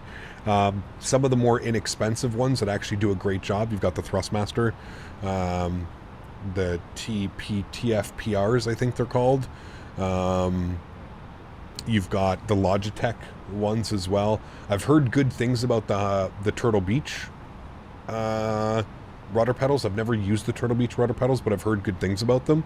I don't know if they're worth the price. I don't even know how much they are, the Turtle Beach ones. I think they're pretty expensive, but recommend the SciTech rudders. You can find them used online. Well, don't buy a SciTech. Buy the Logitech. At least get the ones that are like made 2010 and on, or 2015 and on. SciTech stopped. Logitech bought SciTech years ago. I want to say almost a decade ago now. Maybe even a little bit less than that, but recommend the SciTech. But yeah, if you can get the Logitech rudder pedals, they're a good, it's a good option as well. Yeah. Nah, you're fine, Jason. You're fine, dude. Trust me, man. My old radio stack, I had a Logitech radio stack, but it's basically the same thing, right? I have Logitech panels, or sorry, SciTech panels from, man, eons ago. Eons ago. Gonna go 210 knots on the speed. Gonna throw out a little bit of ground spoiler here. Help with that. Can't wait for the 777, one of my faves. It's going to be great, man. The PMDG 777, the Aerosoft 330, the TFDI MD-11. There's some great planes coming, man. There's really going to be some great planes coming here shortly, I think. Get us back on track here. Keep our little bit of ground spoiler out.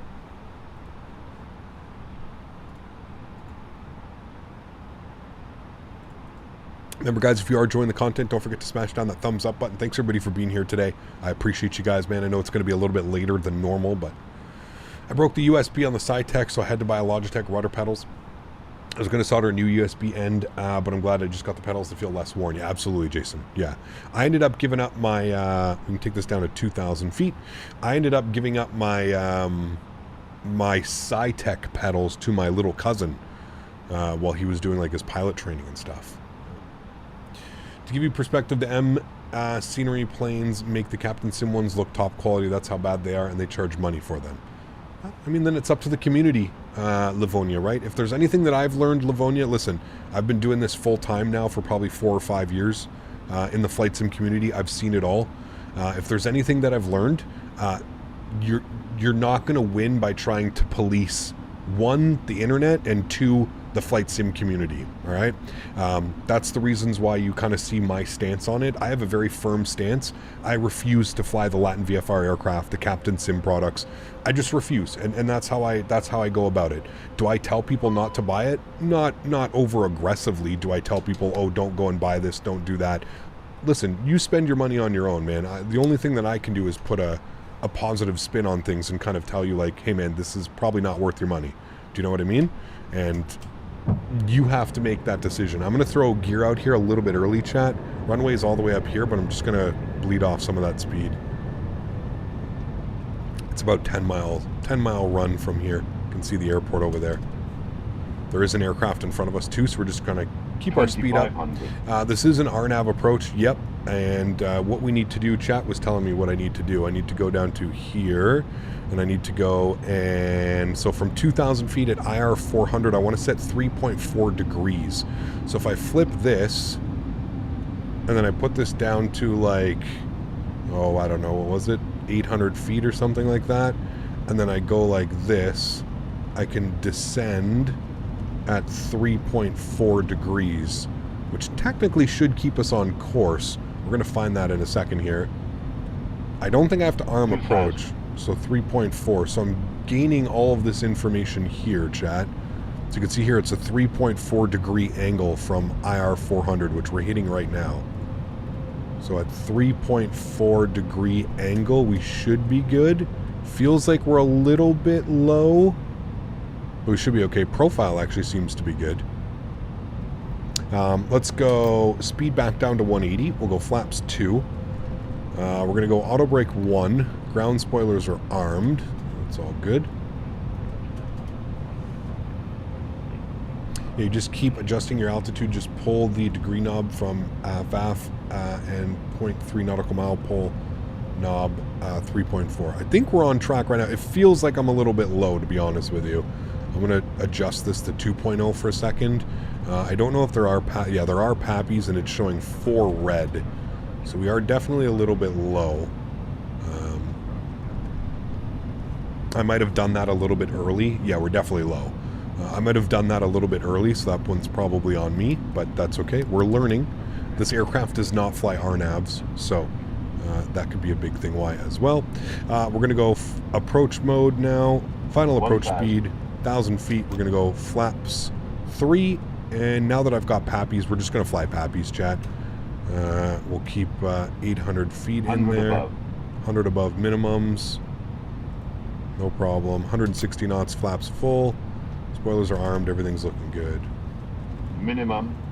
There's our minimum. My aircraft. I'm going to maintain this now, chat. Sounds are going up. Enjoy the arrival. It's going to be a spicy one. 21 knot crosswind right now, chat. FYI, just in case anybody was wondering.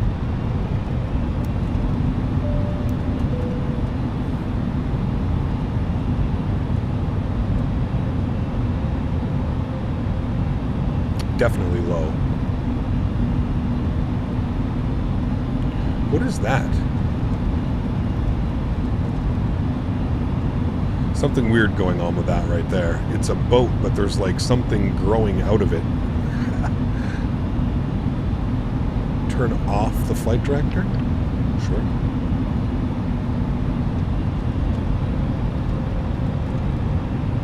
That's DX12, got you.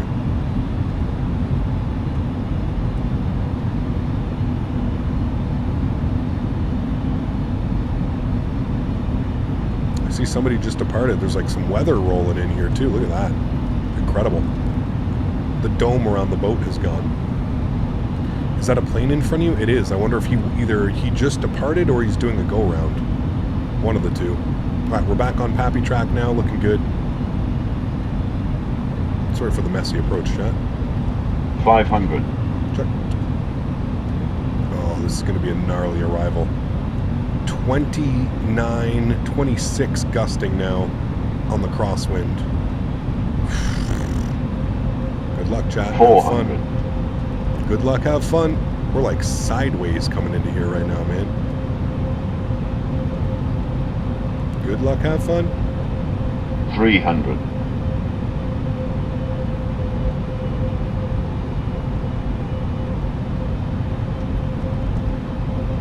200.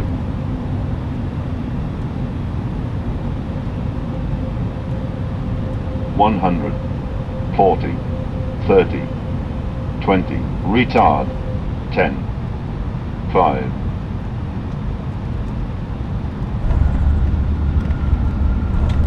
Nose down gently. Okay, that actually wasn't too bad, chat. I don't know how we did that so smooth. Probably because one wheel touched.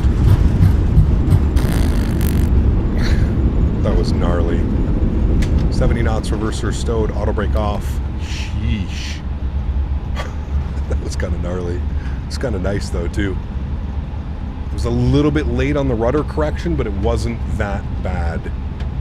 It was actually pretty good. Could have gone a little bit more rudder action, but not bad, chat. We made it. We're safe. Like if I let go of the rudders right now, we're going off the runway. That's how strong this wind is.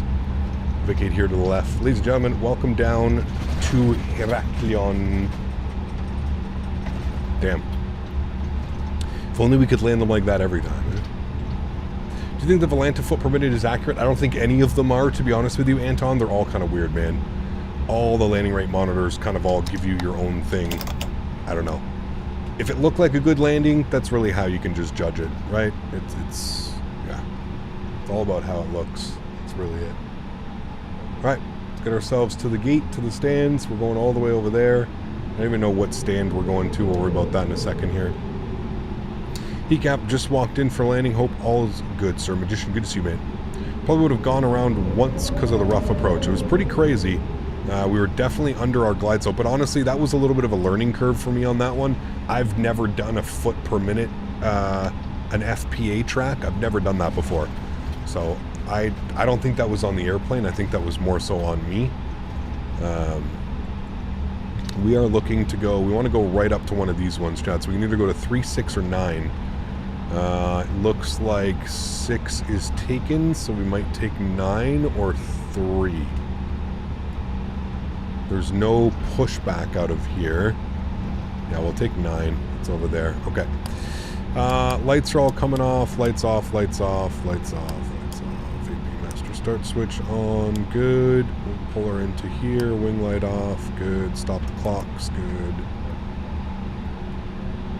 Go to spot 3. GSX. Gate 3. No. Good. Okay, APU is spooling up. Man, I fucking hate this sim sometimes when it does that. If you have your nose wheel turning and you right click to change your camera view, your nose wheel just like spins in a circle. Yeah. FYI, if you keep the top of the tail of the bird on the horizon, that is a perfect 3-degree glide slope when down in FPA mode. Got you. Well, in the thousands of hours that I have in Flight Sim, that is the first time that I've done an FPA approach. Well, can you believe that? Honestly, most of the time it's because the aircraft can actually do RNAV approaches. The only reason we're doing that is because this aircraft right now currently does not do RNAV approaches. So most of the time I would just let the aircraft fly. Like if we were in the Phoenix, you know what I mean? We would have just flown the RNAV approach into there. Where are we? I think I'm supposed to park right here, but I don't know. Wait, this is spot 9? Okay, wait, shit, this is spot 9, chat. Hold on, I thought we were going to spot 3. Yeah. Shh, don't start with me. Good, okay.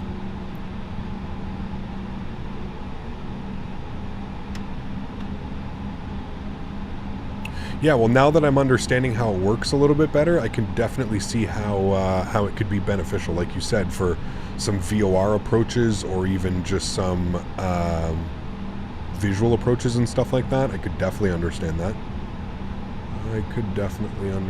that. All right, beautiful. Park brake is on. Upstairs, APU's on. APU bleed is on. Engine number 1 is off. Engine number 2 is off. Beacon light is off, seatbelt sign is off. Ladies and gentlemen, welcome down to Heraklion. That was a gnarly approach. Kind of wish we could see a replay of that one. I feel like we did a good job. We're definitely getting better at the crosswind landings and technique, so hopefully we can keep getting better. Look at that park job, absolutely perfect. We're going to get the deboarding done, and we are doing the return flight, chat, so bear with me here for a second, and I will go ahead and get some tunes on for you guys. Let's put some tunes on. All right, cool. Tunes are on. Let me go ahead and get the next flight for us set up and programmed through. What was our call sign here? Okay, it will be the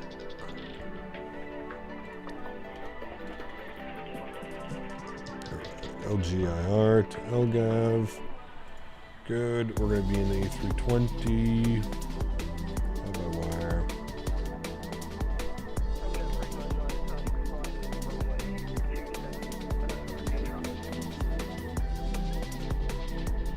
Cappy practicing off stream, great technique again. I haven't actually. I haven't been practicing at all, man.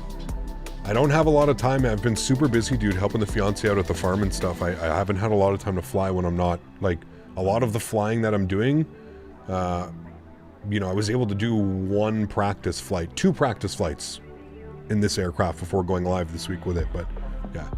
It's easy, just level off the final descent altitude from the descent point, e.g. 4 DME, 5 DME, set to degree FCU and pull the 0.3 nautical miles before descent point. Yeah. Yeah, I'll have to remember that for next time, for sure. Yeah. I will have to remember for next time. Let me pre-file on the network. We'll get this filed off here. Going up to 26,000 feet on the return flight. Good, that's been filed off. All right.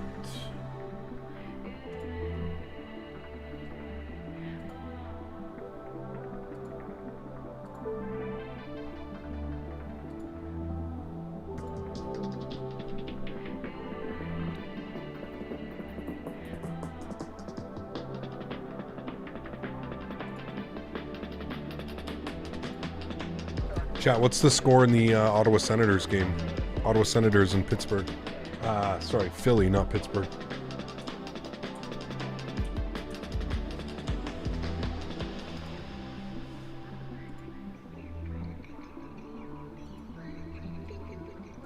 All right, new flight information has been put up top. Good.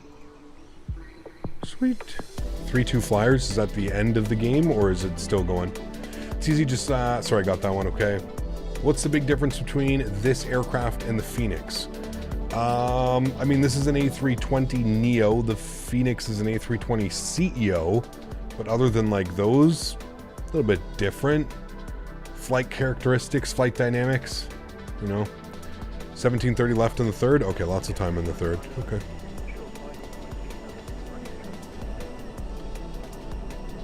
Look at that. With the chance of rain, these guys are lucky. See, this is where GSX is kind of silly. All the passengers are having to walk back here and then back to there. I am running a custom profile for this airport, but you would think that the passengers walking off would just be able to go like that instead of walking all the way here to walk all the way around. It's kind of weird. Kind of weird. It's 3-3 for you? What do you mean? Sends versus Philly score. It's 3-3 now, so Ottawa just scored. Who scored? Zach McEwen has a goal. Tim has a goal. Timmy and Zach. It hasn't even updated, so they must have just scored. Ah, there we go. Giroux got one. Uh-oh. Good old Claude Giroux. Sens just scored? Yeah, they just scored. Nice. Claude. Spent his whole career there, man.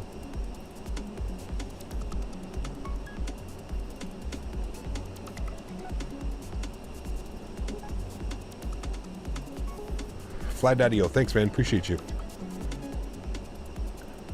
I hope you have a great day, man. Hopefully you'll be able to see us tomorrow as well.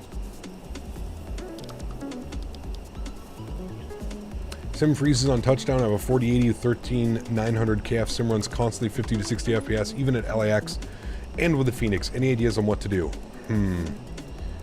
Are you using any type of landing rate monitor or something like that? Are you using any like SimToolkit Pro, Volanta, anything like that?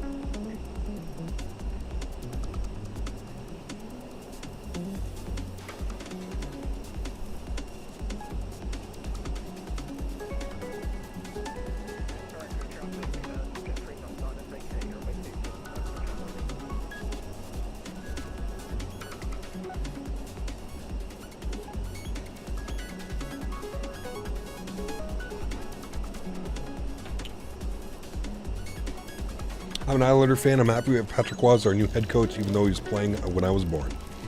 He's, I like Patrick Waugh because he's the type of, like, no bullshit, right? He's straight no bullshit type coach. I kind of think some teams need that no bullshit type of approach, right? You look at what Tortorella's done in Philadelphia with that team, and you look at, depends. I use Volanta and the things you need for VATSIM. And it happens every time you touch down, Cass. Every time you touch down, doesn't matter what aircraft you're flying, it's doing it every time.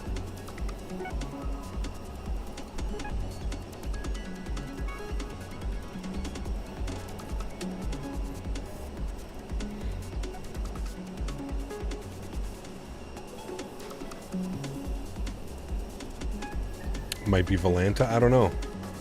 Volanta does that. Try not running Volanta. Try eliminating the,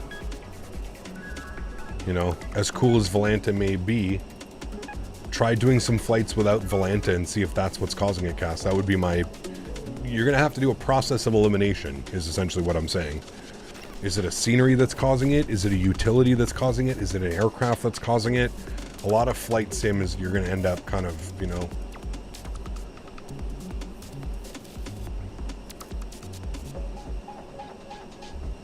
I think Volanta's cool and everything. I don't really see a purpose of tracking my flights. I just don't care to track flights and stuff, so.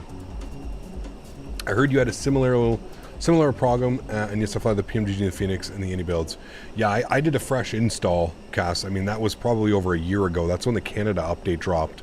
I was having similar issues. Yes, I did a fresh reinstall of the simulator. I kept my community folder. I moved my community folder, uninstalled the sim, and reinstalled the sim. I wouldn't suggest that being the number one thing that you do. Like I said, I would start with a process of elimination. Try doing a flight where you're not using Volanta and see if it works,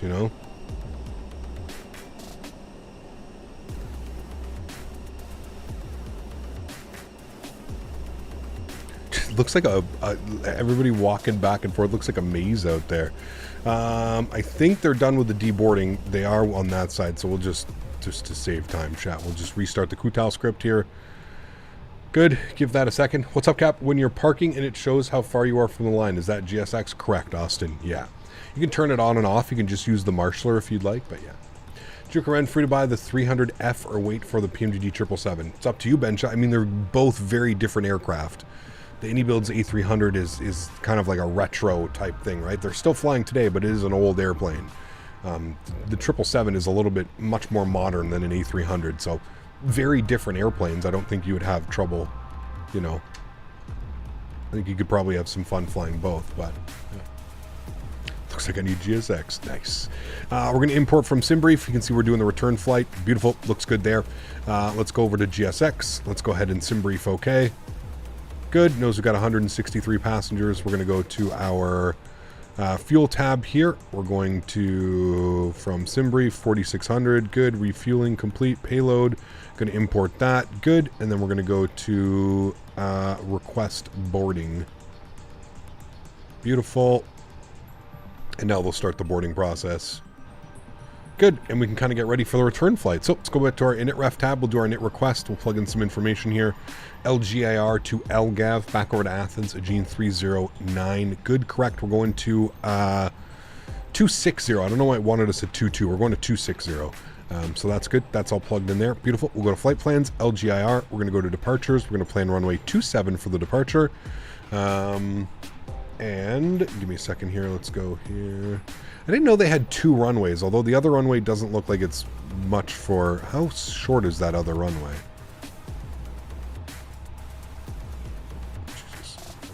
Just show me. 5,000 feet. Yeah, okay. Not for an air. That's probably for the ATRs or something like that. We're going to plan 27. That's good. Nobody of the crew. Nope. Runway 27. Flights, unload, import. Good. Okay. We're on the Espalo departure. The EPAL 1 Victor. EPAL 1 Victor. There it is there. We'll go ahead and insert that. Good. And then into Athens, we're planning for the ILS 3 right Zulu. Takes us Sorev to Key. So we want 3 right, or is it the Yankee that we want?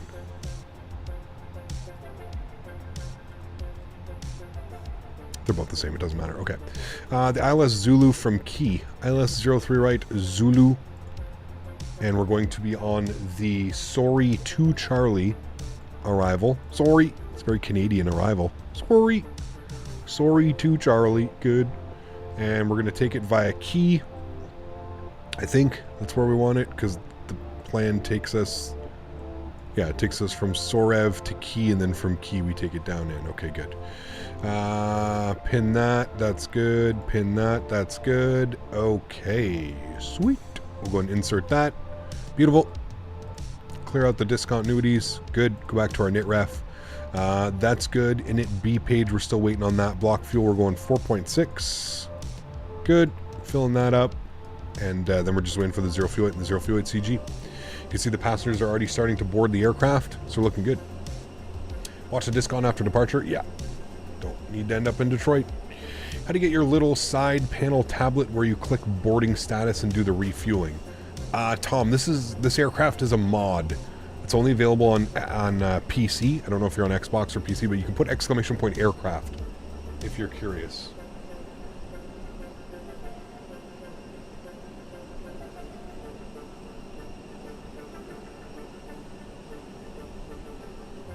Is there natural fly-by-wire integration for GSX? There is now. Yeah, Jason, you can turn it on. Build my PC on Christmas so it's all new and updated. I try that with Volanta tomorrow. Okay. Yeah. That should help.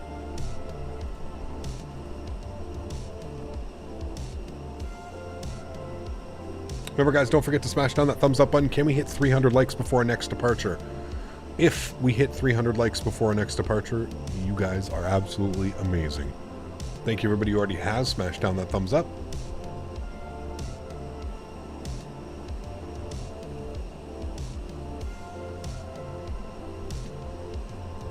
Yeah, we're doing the return flight now, Cole.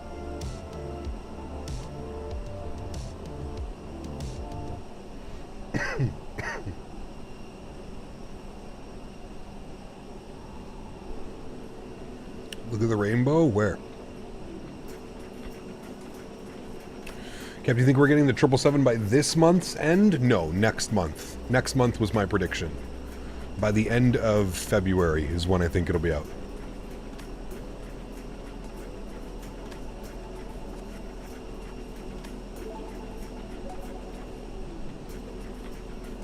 Thank you, Cam. Appreciate it, man. Planes are full, but the real question is, what's your dream car? I'm not really like one of those guys, to be honest with you. Damn, what the hell was Will driving? Will, what do you drive again? Will drives a badass like SUV up there in the Denver Hill, the foothills of Denver. What's he had? Like a 2000 Jeep Wrangler or something? Isn't that what he had? Will? I don't really have a dream car, to be honest with you, man. I drive a 2020 Corolla. So, I mean, like, cars are... Nah, I don't know, man. Just... A car gets me... Oh, it was a Jeep Wrangler. There you go. Modded for the trails. Yeah, that's pretty badass. Now, do you drive a lot around the city, Will? Or are you, like, taking public transport...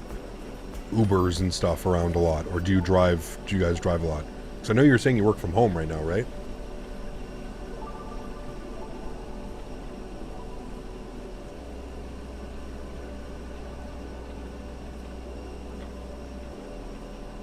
Long haul's planned for when it drops? Absolutely, Jason. Yeah.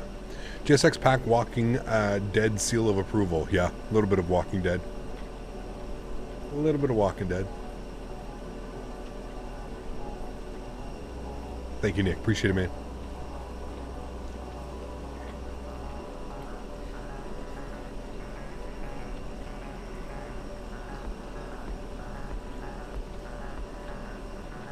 Since I live downtown, I either walk or bike everywhere and just use the Jeep on the weekends for fun. Got you. That makes sense. That makes sense. You have a dispensary close by, easy to hit up and stuff? Where are you flying tomorrow, Cap? I have no clue, dude. I don't know. Yeah. Joe, what's up, my man? Good to see you, dude. Thanks so much for hanging out. Appreciate you, man. Hope you're doing well.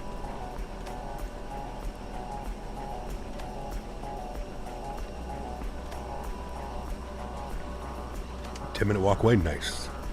I don't have any like that close to me. I think the closest one that I go to, they're crazy over here, dude. There's so many over here, but they're all so priced differently. It kind of amazes me that half of them are in business.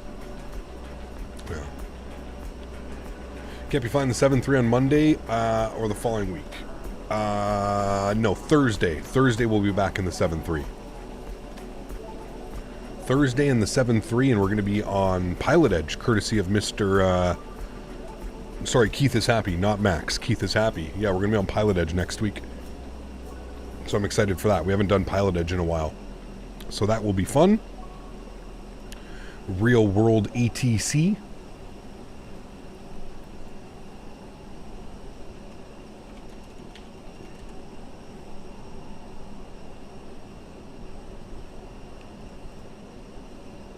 $7-4 when? I don't know, man.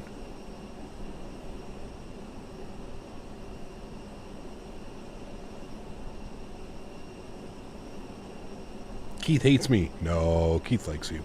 Keith is happy. Keith is happy.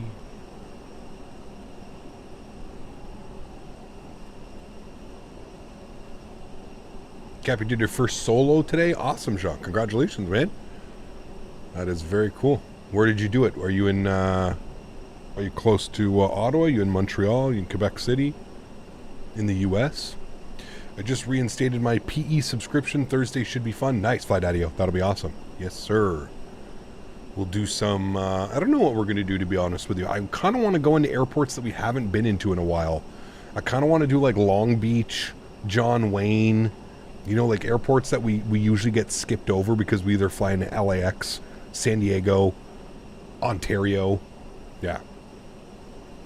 I did buy, yeah, I did buy some PE. Yeah, I did well. If Max is going to donate to make Keith happy, then hey, that's what you got to do, man. You just got to get it. And I even messaged Keith and I even told him. So. Keith doesn't like me because I made another account, but I understand. Ah, you tried to cheat the system. That's enough to upset somebody. Yeah. Santa Ana last night was cool, except for the 4-hour ground stop. Wait, you had a 4-hour ground stop? Jesus, dude. I don't know if I'd be game for that, man.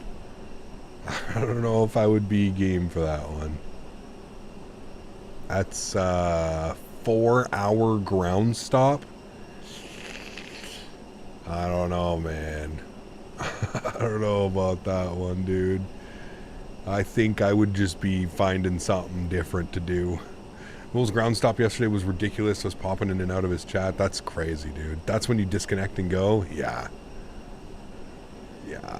The event was nuts. Small airports for a big event? Yeah, that's kind of crazy. I streamed for 5.5 hours, 4 of which was on the ground. ETC went offline 20 minutes after takeoff, still recovering.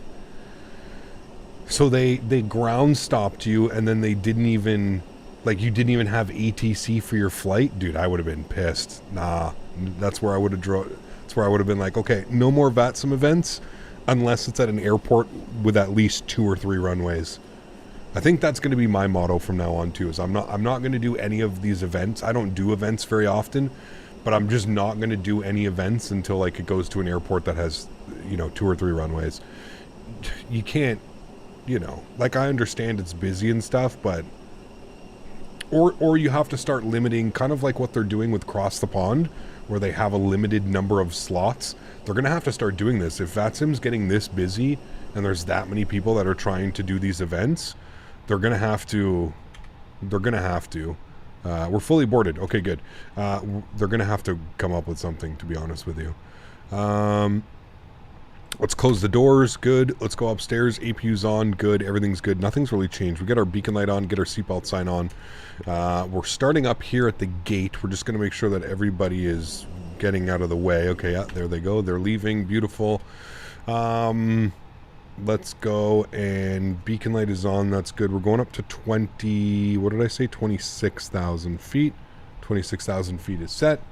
The problem is John Wayne has one runway, 5,700 feet. We had 100 plus arrivals. Yeah, you can't do that. That's what I mean, man. That's where you got to limit it. You know what I mean? Like, you do something, make it a sign-up event, right? Like, I don't know, dude. It just doesn't make very much sense to have 100 airplanes going into a 5,500 foot runway. Like, that sounds awful. That doesn't even sound fun. That literally sounds awful. What's the red in the top left of the EFB? It's just letting me know that there's an update for the aircraft. There was an update that came out last night, I believe. How was the landing? It was actually really good, surprisingly.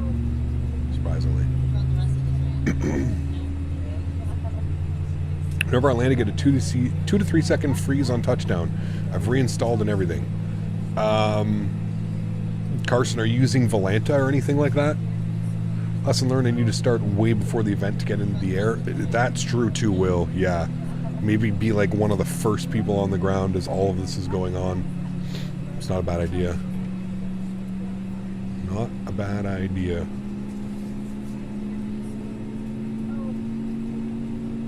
Right. This should be a good start on engine number 2, which it is. Stable and available.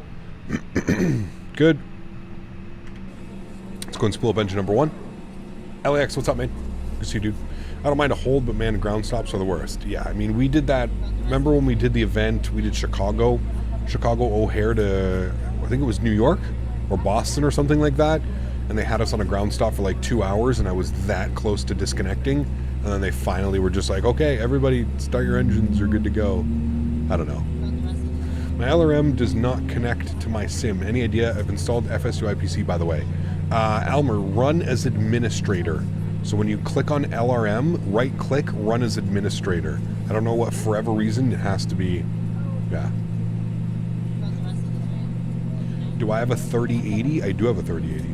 Those big events are when IVO starts to look appealing if the controller situation in the US was better. Yeah, there's nobody, Gray. That's the problem, right? There's nobody, there's no controllers on IVO in North America. It's brutal. That's why everybody uses VATSIM, man, because there's so many, you know? About the old plane at LGAV around 2000, they switched from old airport to the new. Some planes landed. One is left by Olympic Airways. There's also 747-200 in the old airport left as well. Interesting sim around. Thank you for that. Appreciate it. All right, flaps 1. Plug in some numbers here. Good. We're going to go to our init-ref 10, cost index 10, flight level 260. Good. We're going to go to our fuel pred 32.8. Bring that down to about 33 is what we'll aim for, right about there. Good, cool. So we'll go init-ref 1 / next page, perf page 1 / down 0.3 on the trim value. We're going to do a flex of 65 again. V1 31, V2, VR 132, V2 136. Beautiful. Cool. All of that looks good to me. I'm happy with that. If we go to the overhead, APU's on, APU bleed is on, good. Everything looks good there. We can actually kill those. That's good. Let's go park brake off. I don't know why it's not. Oh, that's probably why. Director, good. And there we go. Okay, cool, sweet. Let's go park brake off. And we'll turn the aircraft around here.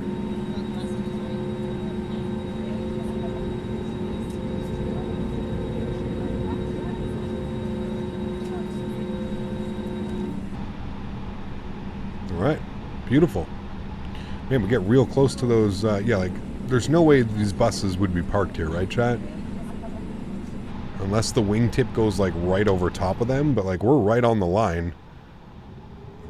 I feel like there's no way those buses are probably parked there. They might be, but I feel like that wouldn't happen, IRL.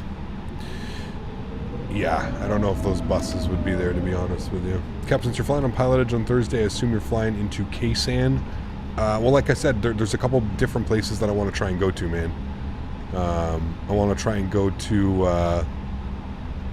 I want to try and go into, like, John Wayne and Long Beach, and there's a bunch of airports that I have that we don't really fly into because we usually end up... like you said, flying into San Diego or LA or Ontario or something. So a couple of places I'd like to go. I think this guy's letting me go. He might be... Okay. We're good.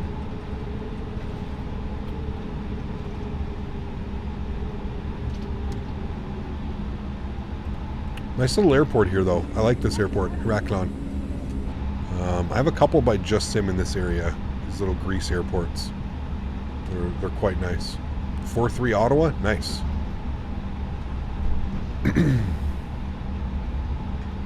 Trying to get a dub.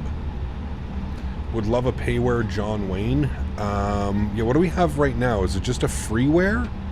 I thought there was a payware John Wayne. I know there's a payware Long Beach.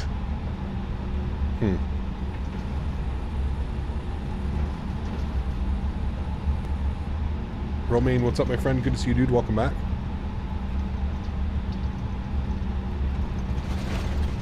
What, Philly lost 7-4 the other day as well? I feel like that's the rainstorm that was over here when we were flying in. It's cool, man. Look at that. It's beautiful, dude.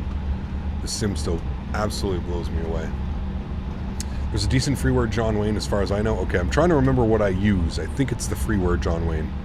Like I said, I know I have the payware Long Beach. But Tarasenko with the goal, nice.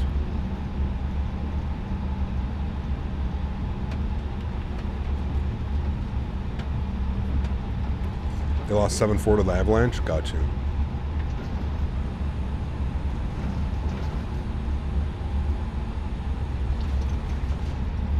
Ottawa played yesterday and lost as well to Winnipeg.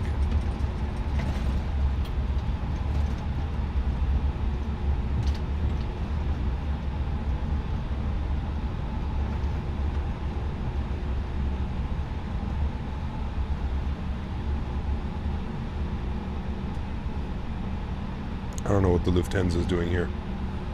Team's been on a cold streak. Who's your team? Philly? There is Orbex John Wayne that isn't bad. Is it for Microsoft Flight Sim? That's probably the one that I have then. I don't know why I'm debating. I can always just check. What's the ICAO? KSNA. I've got UK 2000. UK 2000. Golf India Romeo traffic, taking off runway 27. Do you support the Maple Leafs? No, God no. Nobody likes the Maple Leafs. Really need Winnipeg to lose a few games so Avalanche can take first in the West. Dude, I was watching the game yesterday, well, after stream, what I could watch of it. I don't know, man. Thanks for your great channel. Hey, Dodie, thanks for the support, my friend. I appreciate it. Thank you, thank you, thank you. Incredibly kind. Winnipeg would be nowhere without their goalie, dude. Like, they're not even that good of a team. That's what's crazy. Winnipeg is only Winnipeg and where they are in the standings because of Hellebuck. He's a freak of nature, dude. The guy is unreal. Unreal. It's not, he is the only reason Winnipeg is where they are, man. So, I feel like if he goes, I feel like if he's not playing up to his potential, then, yeah. Lufthansa A321. It's beautiful. Hecap, correctly intercept an ILS in the A306. Do I click VL or land? VL is your VOR lock localizer, and then land would be for your glide slope. I believe he's gone. He's gone. Cool, let's go. Heraklion traffic, Gene 3009, sorry, 309 lining up runway 27, Heraklion. Heading lights, runway turn off, strobes, wing lights, nose light. Let's go.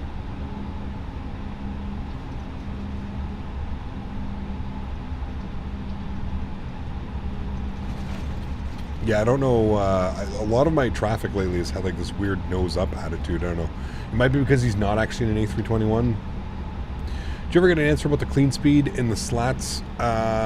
We did, Kevo, yes. That green dot is for optimum clean speed climbing, engine out speed or something. That's what it is. It's not the stall speed. So yes, we're fine to, as soon as we're about 5 knots above S, you can go ahead and retract your flaps. Give it that like normal, you know, give yourself that, just that little bit. It's going to be a crazy departure, man. I really feel like I'm going to have like full rudder input here. We've got another Aegean. We've got a Tweejet 7.3. Nice. Another Aegean there as well. Beautiful. What a name, Hellebuck. Yeah, he's a good goalie too, man. Great goalie. All right, friends. Did we reach our goal? We wanted 300 likes. Chat, can you guys smash down that thumbs up for me? 300 likes before we get our departure. Got about 30 more seconds here that we're going to be waiting.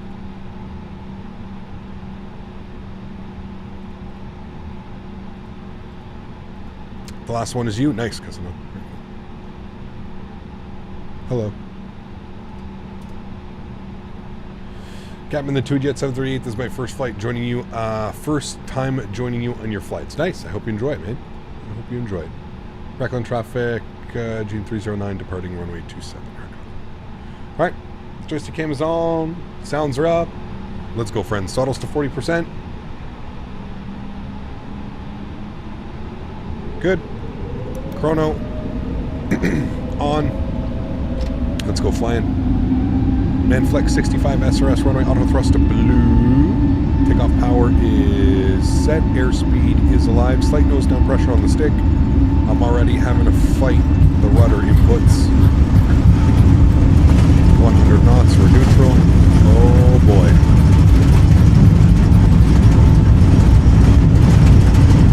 V1. We're really top end.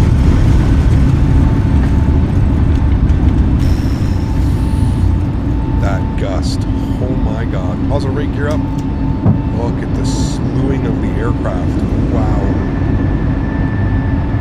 That wind is gnarly. Straight crosswind, 24 gusting. Sheesh.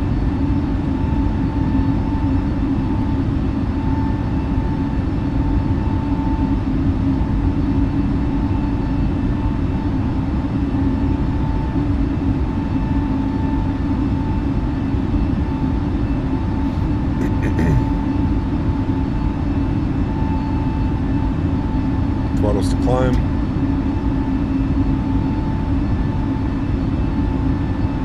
Nose down, gain some speed.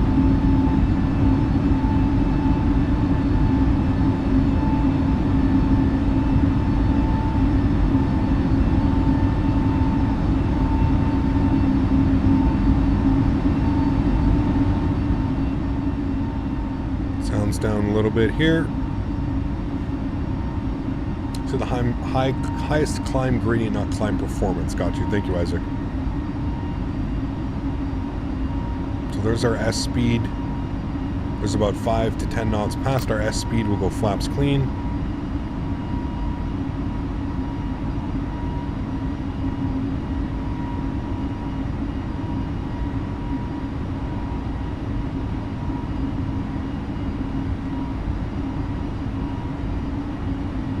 .53 Ottawa. Timmy scored again. Oh, baby.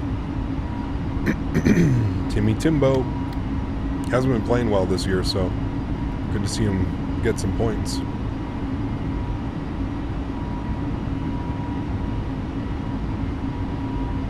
Alrighty, climb for 250. Up and out of the soup. Beautiful departure, chat. Through 5,000 feet. Autopilot 1 is on. Give you guys up into the flight deck. Nice. Look at that coming through. Beautiful. His assist the other day was unreal. Which one? Honestly, man, I haven't been watching a ton of the games just because they haven't been playing well. Runway turn-offs, nose lights, wing lights off. Disarm the ground spoilers. And we're through 6,000 feet. We can go standard barrel. Beautiful. And we're climbing up to 26,000. I got school tomorrow, so I can't be here for the landing. But you better not slam the landing like I did yesterday. I don't get too many slammers anymore. Sometimes it happens, but not very many slammers. Thoughts about Beyond ATC? Honestly, I think my thoughts, Jason, are really going to come down to the pricing. To me, that's going to be the major thing here. There's talks about it having to be like subscription based, where you're going to have to like pay to get like more AI real ETC services and stuff like that. I just don't see that working. I don't. When you have options like IVAO, Pilot Edge, VATSIM,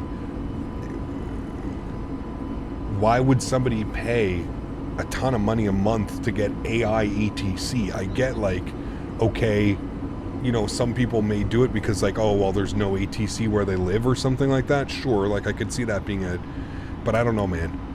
having it be like on some type of subscription based where you have to pay to get AI voices every month, I don't know, man. A lot of it's going to come down to that, Jason. I think they've got some major decisions that they've got to they're going to have to come to with like their pricing and the policy and how they're going to do that. You know, they just announced that they're going to fully control the traffic as well. I really feel like they're pushing to be acquired by Microsoft.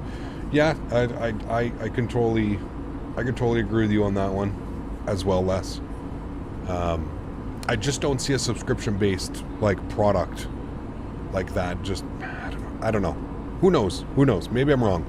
This is somebody coming with thousands of hours flying with online ATC. I could be wrong. I know that it's not geared towards people like myself. Most likely, it's probably more geared towards the people that don't want to fly online or aren't comfortable flying online, like Isaac just mentioned. But still, I just don't see people. I see maybe somebody buying it for like a month or two then, you know, but I just don't see a full scope. I don't know. Are there any Airbus packages for the quadrant, the add-on, and the side stick, or do I have to purchase them separately? James, no, you want the Thrustmaster Captain's Pack. Yeah, the Thrustmaster Captain's Pack. Only reason I would look at Beyond ATC is when there's no ATCs in the spot, but like you said, let's see what the pricing is like first. Everything comes down to the pricing, Steve. I agree, man.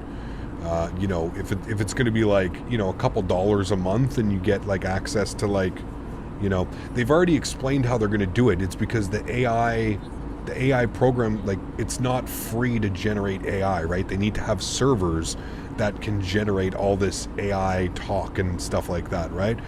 That's how they've explained it. So I don't see how they're going to get away without at least having some type of monthly charge or monthly fee. And they've said like, oh, well, you can use 10 hours or 15 hours a month of like free AI speech, and then you can purchase more if you want to fly more than that. I don't know, man. Like I said, to me, it seems like a great product. It just seems that it's going to be one of those issues where how do you give it to the audience? How do you know? Obviously, they're there to make money. They're not there to lose money on a product, right? So, I don't know. BATC has free voices that are good. It really isn't a sub. It's more like a card that you load up with time, like loading up a gift card for your coffee on the go. Wait, are we talking about the same thing? Beyond ATC? I mean, you're still... I get what you're saying, Gray, sure, but you're still spending money on like, if I'm going to spend money and get ETC, I want to at least be able to talk to a real person, not have to deal with some AI subscription, right? That's still in an essence kind of a subscription as well. You're still, every month you still have to put money on the card and fill it up for your AI voices and stuff. You're still paying money. And I don't know, man, maybe it's just me. Like I said, if I'm going to be spending money, I want to be speaking to real people, like an actual human who's going to give me, you know, proper instructions. And yeah, I mean, if you get a chance to speak with a real guy that's to IVO or VATSIM for free, why would you want to spend money on that? Well, again, and that's what I'm saying as well, is I understand some people, they're not ready for that, but at some point you're going to have to, you know, you're either going to do it or you're not going to do it.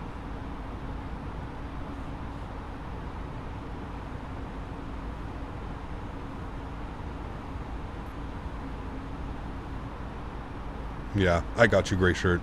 So it comes with included voices is what you're saying. But if you want like completely custom and like different voices and different this and different that, then you have to pay. Okay. Is the miniFCU worth it? Depends, Gary. Depends, man.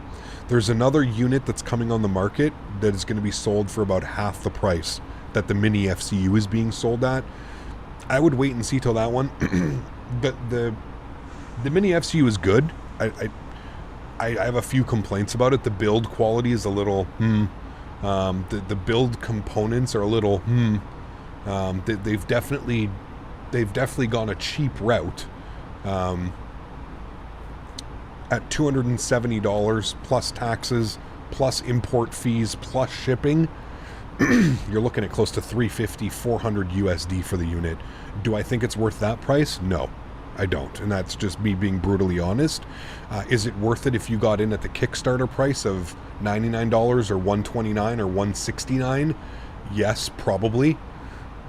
At $269 plus taxes and shipping and import fees, no, I don't think it's worth it. I would wait till see. There is another one that's coming out and they're being sold for $129. I would wait to see some of those comparisons and see which one is better. That's yeah. That's my brutally honest answer for you, Gary. Capamina, on VATSIM, rarely you get full ATC coverage. If it was always fully on, it would be awesome. Brings full coverage everywhere you go. That's the main deal breaker. I mean, sure, Matches. I mean, yeah, but I don't know, man. If you want to fly online, when you just have to do a little bit of research, man. There's VATSIM events. There's multiple VATSIM events every week, every day.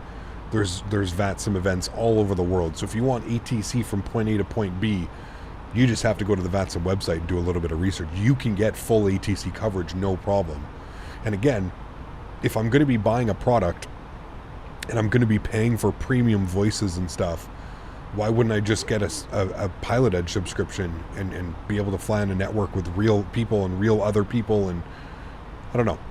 Like I said, I maybe I just don't see the value to it because I'm somebody that has thousands of hours flying on VATSIM and Pilot Edge and stuff, but outside camera. There you go, man. What's the name of the competitor? I completely forget. Completely forget the name.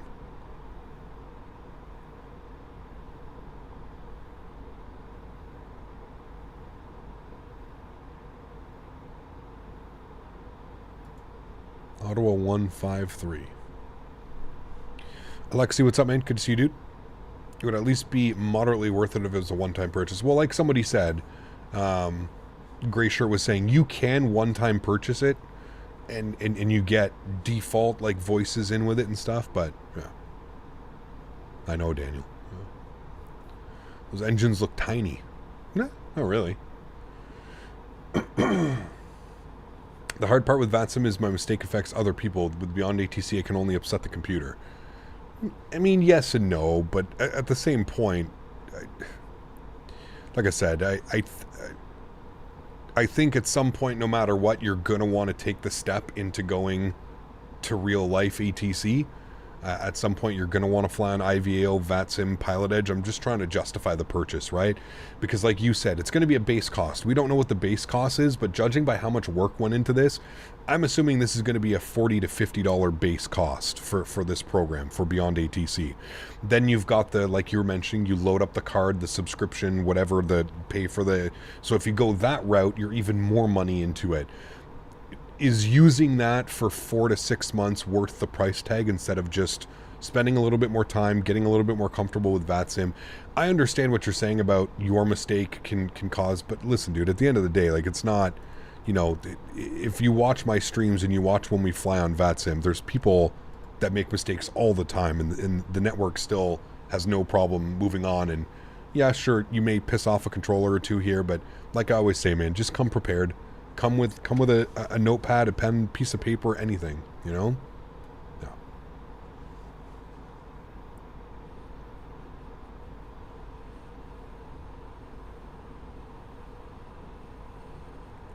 Right, Dan? That'd be kind of funny. I do VATSIM, but it's situational. I know I need to have the time and energy to focus that hard, especially in a big airspace. Yeah, you're not wrong. You're not wrong. Let's be honest, who listens to ATC on VATSIM, let alone pay to hear it? Yeah, I mean, yeah. I understand. I understand from both perspectives. I definitely understand what Gray Shirt's saying, and I understand what some of the other people have been saying as well. I think Les is onto something when Les goes that they're also probably trying to get picked up by, maybe they're even trying to get picked up by Microsoft, so Microsoft can incorporate this into Microsoft 2024. That is also a very real, just like they did with Working Title, just like they did with Fly-by-Wire, just like they did with any builds. It is completely normal to think that this may be in Microsoft 2024. It may be something that they're implementing into it. I don't know, but who knows? Who really knows? Have you looked into IVO and Pilot Edge? How does it compare to VATSIM? I use Pilot Edge all the time, Isaac. Yes, we're going to be using Pilot Edge next week. So, yeah, look at those winds, man. They still haven't calmed down. 350, 22, gusting 32. Yeah, this is going to be spicy as all hell again. 350. Jesus. Fly-by-wire got hired? Well, no, sorry. The speculation, right? The speculation.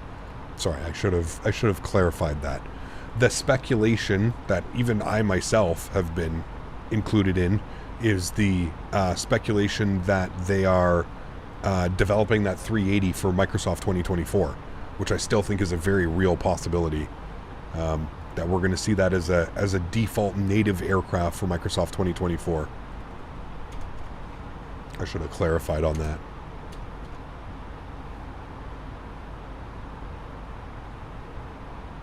What is helping is the jack center controllers who stream, and you can see the whole picture and that everyone, including him, makes mistakes. Of course, dude. We're all doing this for fun. We're all doing this in our spare time, right? Well, the controllers are, at least. Like, there are some that do it for streaming, sure, make a little bit of income on the side if they do, right? Like, but most people are doing this, you know, as a hobby, as something because they're interested in it, right? They're not paid professionals, if you will. Pilot Edge, yes, paid professionals. Those people, they're paid. They have contracts and stuff, right? So.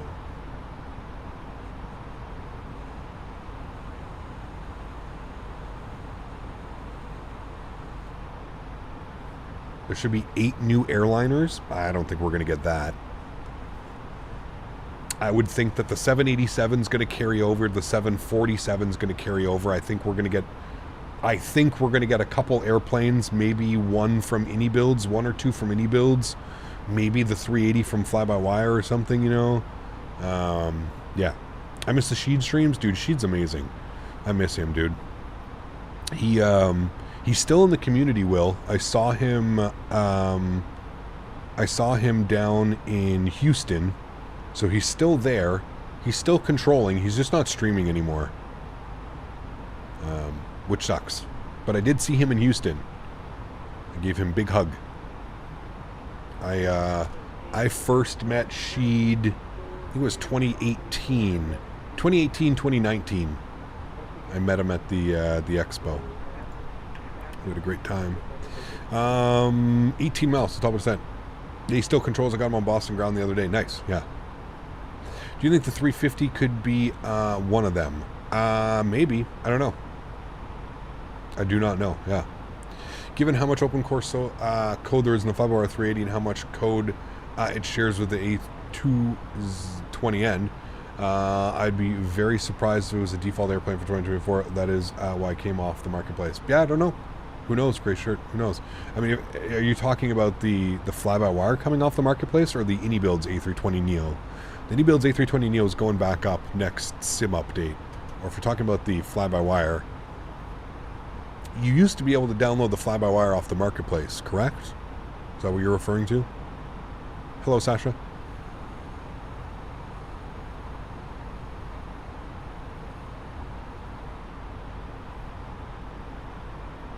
Yes, you're correct, Gray. Okay, yeah. Wasn't the Beluga in Microsoft 24 trailer? I think so. That's going to be in 24. I don't know. Was it? I don't know. I do not know. Okay, 10 miles till top of drop, my amigos. initial descent shows that we have to be... What was our intercept? Intercept is at 3,200 feet. I'm going to bug up. Let's just bug up 4,000 for now. We'll descend accordingly afterwards, and we've got descent here in 7 miles.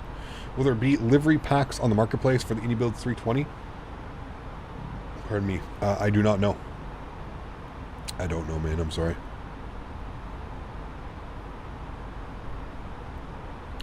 Once this ticks down to about 2 or 3 miles, we'll start the descent.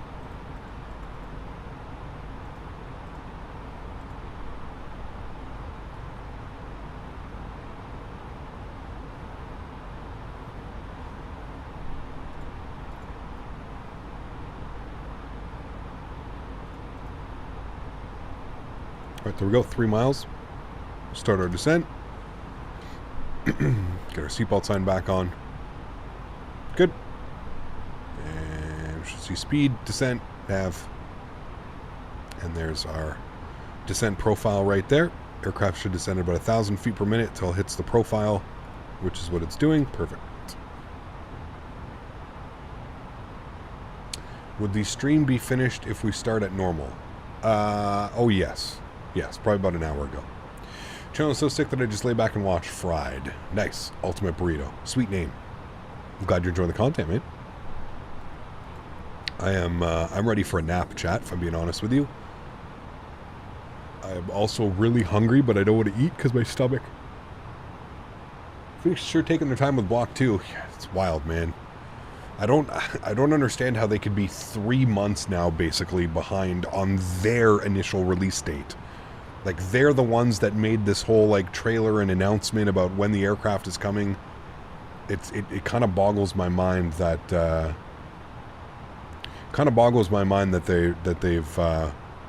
that late, man, on it. Stomach's holding up, yes, thanks to Pepto-Bismol and some other stuff. Yeah. Thanks, Ultimate Burrito. Appreciate it, man. Appreciate you, dude. What do you mean start with normal? Normal time. I usually start at noon Eastern time. We started an hour and a half later today because my stomach was not happy. By the way, Cap, lowered the settings, so I use only 60 gigs of RAM, but it's still crashing with frame gen on a 4060. Something doesn't sound right, man. I don't know why. I don't know why it's not working for you.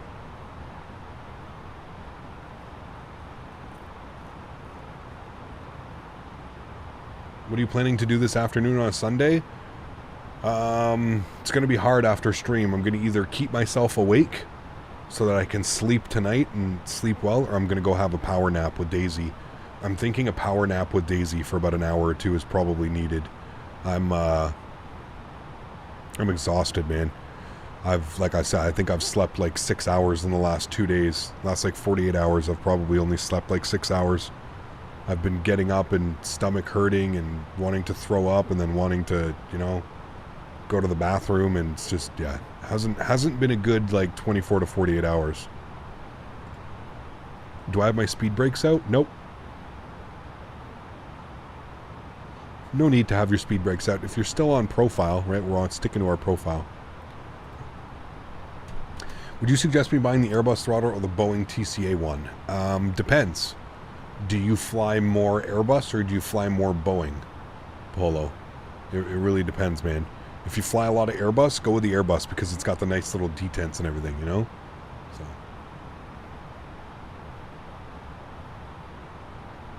The Reno question? I don't know the Reno question. Captain RW737, huge note floaties to you, and did I miss a question? If I missed a question, please feel free to ask it again. He says, sorry, I was the Reno question. What's the Reno? Or the Reno? Reno? What are we talking about?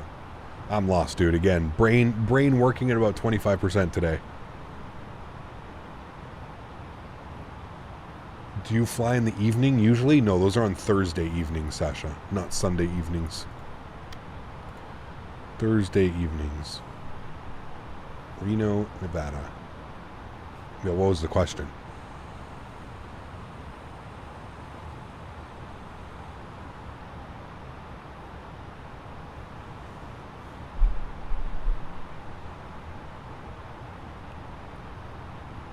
Do I fly on my own time? I do. Yeah. I do, Sasha. Most of the time it's for testing and stuff, but... Sorry, I was the Reno question. No worries. I didn't hear the Reno question, but if you need to ask it again, please feel free. Thank you for the support. Appreciate you, Captain RW. To fix that mesh issue with the boat, oddly installing the Top Gun Marketplace item fixes it. No idea the reason it fixed for it. I think it's for DX12, but... Karen O, Reno Airport, my Navigraph runways don't match the SimBrief runways. They were updated recently, Captain RW, so something's out of date. Most likely, if you look at your Navigraph runways and you look down here for like when the chart was active, sorry, up at the top, you'll see there's like an active chart here. See if it's an active chart or not. Sometimes what Navigraph does is if the chart doesn't really change that much, you'll get a mismatch with some information on there. So had that problem even with DX11 after Googling like mad. I found that fix. Interesting. Okay, I'll keep that in mind. I'd never seen that either. It went away by itself, so I didn't even really think about it until you just mentioned it. Didn't really have that issue. Alright, it was 3,200 feet for intercept.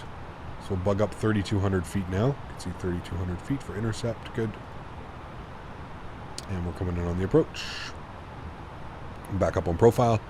14,000 feet, looking good. Do you fly big boys or do you prefer the little ones? Guac, we don't really have any big boys, man. So I fly everything. I'm not really that big into business jets or general aviation. Commercial aircraft, I absolutely love commercial aircraft. But yeah, man, we fly turboprops, we fly A320s, 319s, 321s, 777s, 787s. We just don't really have any good 777s, 787s, 747s. We could go back and fly the default ones. I've thought about that, doing some cargo ops in the 747 default, but how is the fiance? Is she feeling sick today? I don't think so. No, she's fine.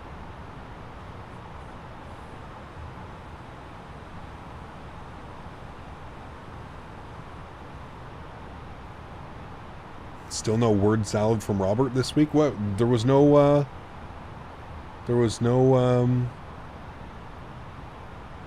update from Robert. I find that odd. Usually we get a nice little update from him every Sunday morning. Imagine cargo ops in a PMDG 747. I think it's going to happen in 2024, Will. I really think that they're trying to get the 777 pushed out so they can do the MAX and then they can do the 74. I think we're going to get a lot from PMDG this year. And if we don't get the PMDG, the 74 this year, it'll be early next year. Kind of like we are now with the 777. Didn't see anything, but it's been a while. The Learjet L35 is great fun. Yeah, I've seen a few flights on it. I've seen some of my buddies have it and stuff. Not for me. Looks cool. Looks fun. Just not for me, man. How's the healthcare in Canada? Pretty abysmal. Very slow. If I were them, I'd get out as many planes as possible before 2024. Yeah, well, you think they're going to charge again, right, for 2024? You think they're going to charge everybody to get their planes brought over? There will be some type of fee. 1026 on the QNH. 1026. Good. 10,000 feet. Captain, do you have your anisotropic set to 16 times in the sim or in the NVIDIA settings? In the sim. I don't know what it's set to. I don't think I have it set to 16. Maybe I do? I don't know. Whatever it sets it on high-end preset.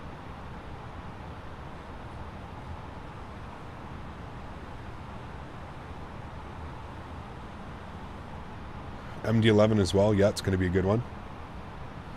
Looking forward to those GE90s. Yes, going to be a good one as well.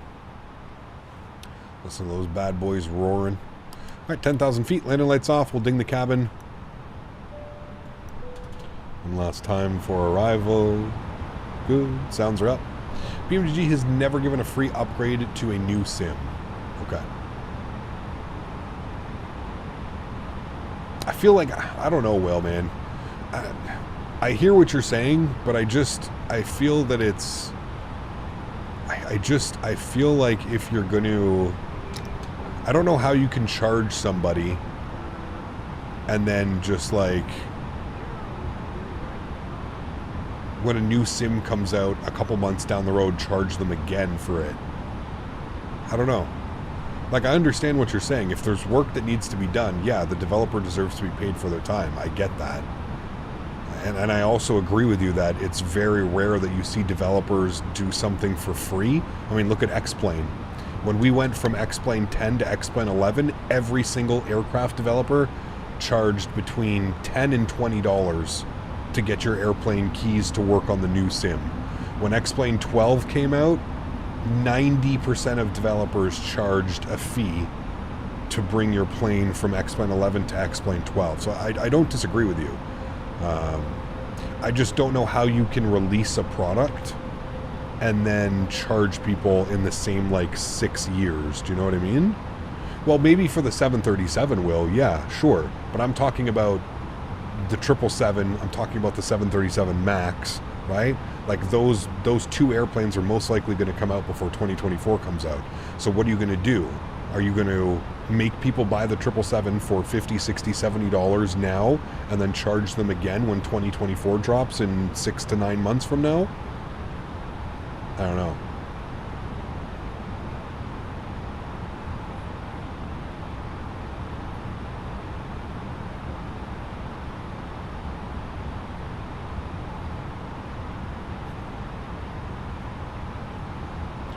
Those may be ones with the exception. Yeah, we'll see. We'll see. Like I said, I can see it happening.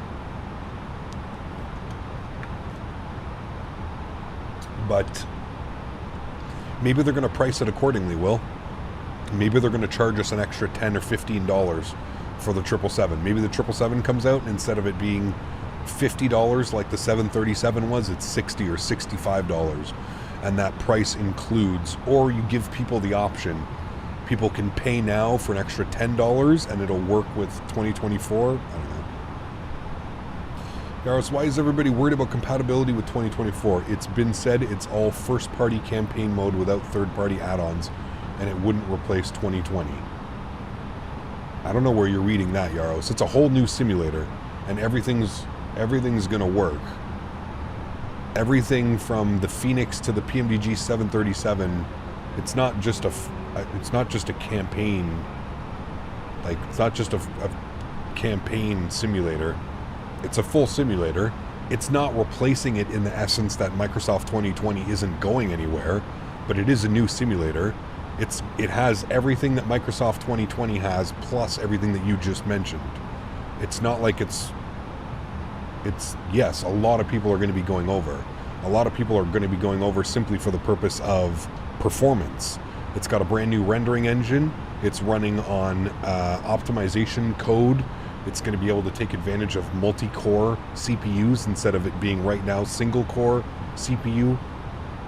There are tons of benefits for going over and switching to Microsoft 2024. I don't know where you got the idea that it's just, what did you call it? A first party? I've never heard that when people have been talking about it. It's been said it's all first party campaign mode without third party add-ons, and it wouldn't replace 2020. I'm so confused where you heard that information, man. I feel kind of, yeah, that seems like some hardcore tinfoil hat Reddit explanation. It's already been confirmed by Microsoft that you should be able to take your community folder and bring it over and everything should work. Scenery, aircraft, utilities, everything should work. They've already confirmed that, so I don't know where you're getting your information. I would love to know if you have an inside source or something at Microsoft, because until really we hear it from them, which we have heard it from them, they have said that yes, all of your add-ons will work. Yeah. So we can literally just copy and paste our community folder. That is the idea. I don't know if that's exactly how it's going to work, But hopefully that is exactly what we want. That's exactly what's going to happen. Any news on the Phoenix? Nope. If you want up-to-date information, I would suggest joining the Phoenix Discord. Join the Phoenix Discord. They're going to have all the information that you need. Chat, look at the winds right now. 41 knots at 4,000 feet. It's crazy. Yeah, just Google or just go to Phoenix. I think you can go to the Phoenix website. Join their Discord, man. You're going to, if you want to find out immediately when the 319, 321, see everybody else that's complaining about it. Is a $1,200 PC enough for Microsoft? It's kind of difficult to judge a PC by money because you can get parts on sale, you can get this and that. It would really depend on your parts, man. We live in the disinformation era. Yeah, because I think it's just we go, you know, we have Discord, everybody's in a Discord, everybody's in a forum, everybody's in somewhere where, you know, somebody says, oh, I know this is happening for sure. I have a friend that works at Microsoft. My cousin's boyfriend works at Microsoft, and he said that Microsoft 2024 isn't actually a simulator, and it's just a first-person glorified firefighter simulator where you get to fly like... What? Who? What happened? Glad Soap's coming alive. Let's go gear down. Speed 180. Flaps 2. I got an Armory PC. Hope it's powerful enough to run Microsoft. Hopefully.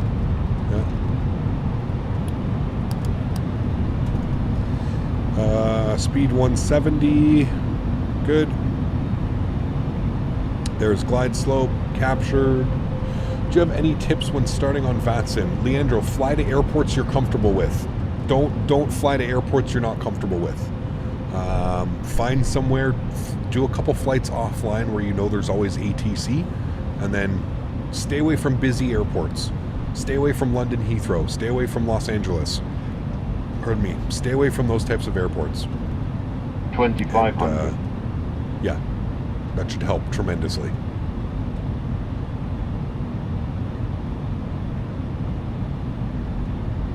Flaps 3.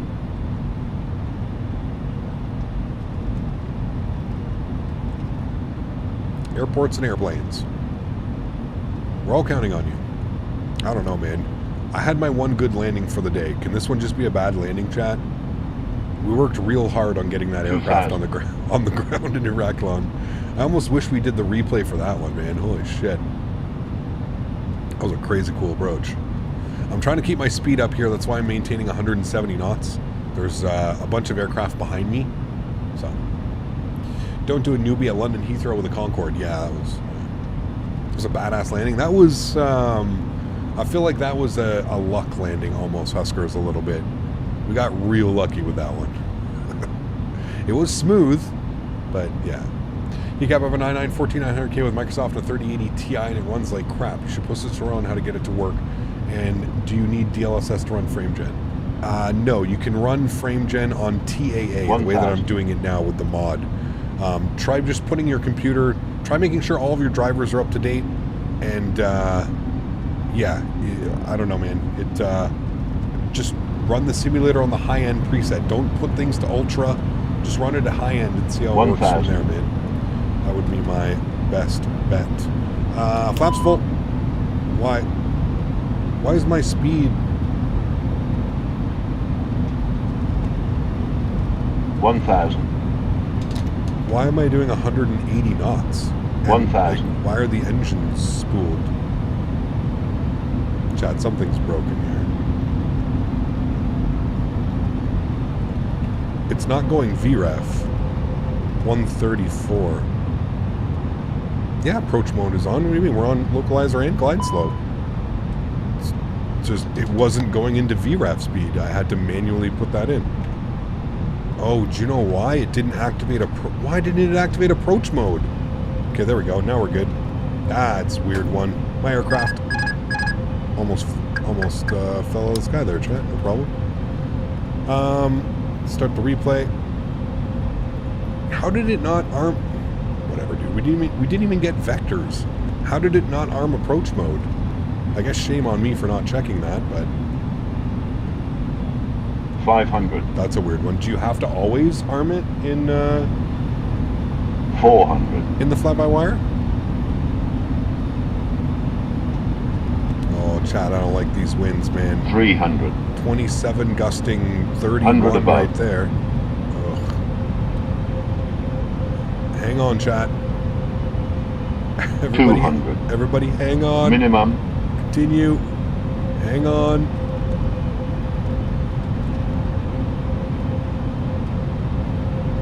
$100. 50. 40. 30. 20. Retard. 10. 5. Hang on. Oh, that was real good too. Nose down gently. Reversers out. A little bit floaty, but damn good, Chad. That correction. Real good on that correction. Feeling good about that correction. 60 knots. Reverser stowed. Auto brake off. Let's go. That actually wasn't too bad. Happy with that one. Yeah, we got the replay. That'll be fun to see. That was pretty good. A real champion would have landed nose first. Nice. I am not a champion today, dude. I'm even surprised we got these airplanes on the ground, man, to be honest with you. 100% honest with you. It's been a long day. I need to go have a little bit of a rest now. Where the hell are the gates that we started at today, chat? I think they're right over here to our right. Yes, we want to go second one and Charlie, and then a left for Bravo 31. All right, cool. All right, cool. You pull back to idle the same time in both the Phoenix and the fly-by-wire. I actually do it a little bit earlier in the Phoenix. I usually cut the power at about 30 feet in the Phoenix. I usually cut the power at about 20 feet in this aircraft. This one, the Phoenix tends to float a little bit longer for me. This one, you kind of cut the power and it really, really takes a sink. A dive in. All right, cool. Stop the clocks. 40 minutes and 32 seconds, chat. Look at that. Landing lights, wing lights, strobe lights, blah, blah, blah, lights. Good, cool. APU's on. Oh, somebody might be in the stand. That's okay. We'll just disconnect. We got to do our replay anyway, so we'll disconnect from there. Good. Let's stop our replay. Good. All right, cool.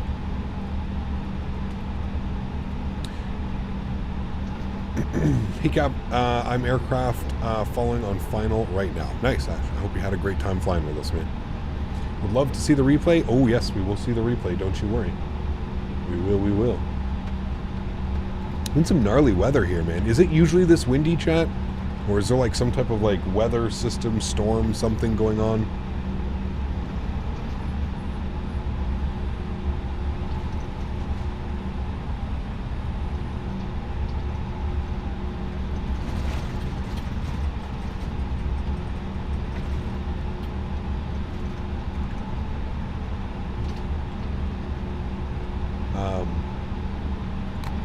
APU, nose light, and Bravo 31, we should be going in right there.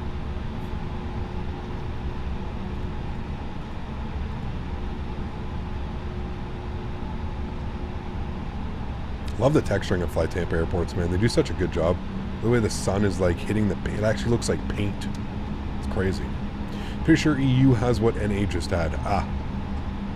We'll have the paramedics standing by to slam a couple liters of saline into you for the stand, man. I got some electrolyte drink stuff, so I'll be pounding that with the amount of liquid that's come out of me over the last just over 24 hours now. It's fingers crossed. So I haven't felt, I don't know how long we've been streaming for, what, almost 3 hours, and I haven't felt, I've been okay the whole time. A little bit iffy when we started. Stomach was a little bit still upset, but right now we're okay. We're okay. All right, APU's on. Good, cool. Let's put all of our lights back on. Good. That's all good. Cool. We'll put flaps all the way full for the replay. We are disconnected. We're good there. Let me turn that down to there. Beautiful. Cool. Great flight, guys. Had a lot of fun today. Hope you guys did as well. Some gnarly crosswind practice today. I'll be fair, that one wasn't a direct crosswind. That was a little bit more of a quartering crosswind. But any time that you're getting, I mean, look at the weather into here. Winds 350, 22 gusting 32. Anytime you see winds like that, I think you're in for a little bit of a, you know, gonna be a spicy approach, spicy landing. Flaps are all the way down in full. Beautiful. Let's go ahead and hit the replay button. We'll watch that one. Good. Camera view. What do you guys want to see outside first? Here, I'll give you guys outside first. You can see how okay, my bad. See how good we controlled this one, how well we controlled it. Here we go.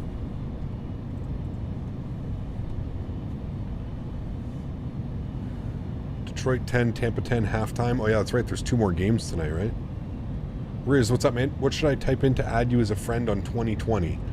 I think my name is Captain Canada 4200. I think that's what it is. You can put a friend request. I don't know. Captain Canada 4200, I think. Do you have a default zoom setting? I think so, Leandro. I don't think I've ever changed my zoom setting. I could be wrong, but I'm pretty sure it's just normal settings. All right, let's see us. We are definitely, you can see the aircraft is like hard pointed over here to the left. Here comes the flare. Here comes the D-crab, nose down gently. I mean, come on, chat. That's pretty good. That's pretty good. Got a little bit left of the center line there after, but I mean, I'm taking that 9 out of 10 times, chat. 9 out of 10 times, I'm taking that landing right there. Mods, donators, and sponsors, thank you all so much for everything that you do for the channel. Without you guys here, none of this would be possible. Seriously, thank you all for the support today. I truly do appreciate it. Thank you guys also for understanding that this morning I just was not... Listen, I don't have to explain it to me. We've all been sick. We've all been sick. We've all been there. So imagine staying up all night, being woken up every couple hours to go to the bathroom. Not fun, right? So obviously I wasn't in the best spirits this morning, and glad I was able to head to the drugstore and get some meds and feel a little bit better so that we could do our stream. I'm glad we ended up doing the stream. This one was a lot of fun. Dealing with those winds today and that weather, I mean, damn, that was an absolutely perfect landing. Little bit floaty, but not that bad. Still well within the touchdown zone. I think we hit like the 1,500 footers on that one. So a very, very good day of flying. To everybody else that cannot donate using a monetary value, again, brain not working today, chat, sorry.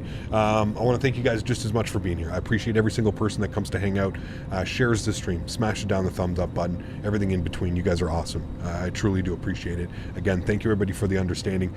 We are live again tomorrow to wrap up the week. I don't know where we're going tomorrow. We're going to leave somewhere from Athens, so going to be a little bit of a longer flight most likely. Probably only one leg tomorrow, so I'm going to look for a 2.5 to 3 hour flight. I've thought about maybe flying back home. I know that we could do some Lufthansa. I believe like they fly back to like Munich or Dusseldorf or something like that. I've also thought about going into Rome or something with Aegean or somewhere like that. So I'll have a look. I'll see what the real flights are coming in from, and we will plan from there accordingly, shall we? Cool. Friends, enjoy the replays. Have yourselves a great Sunday evening, and I look forward to hopefully seeing all of you in stream tomorrow. Happy landings, friends. See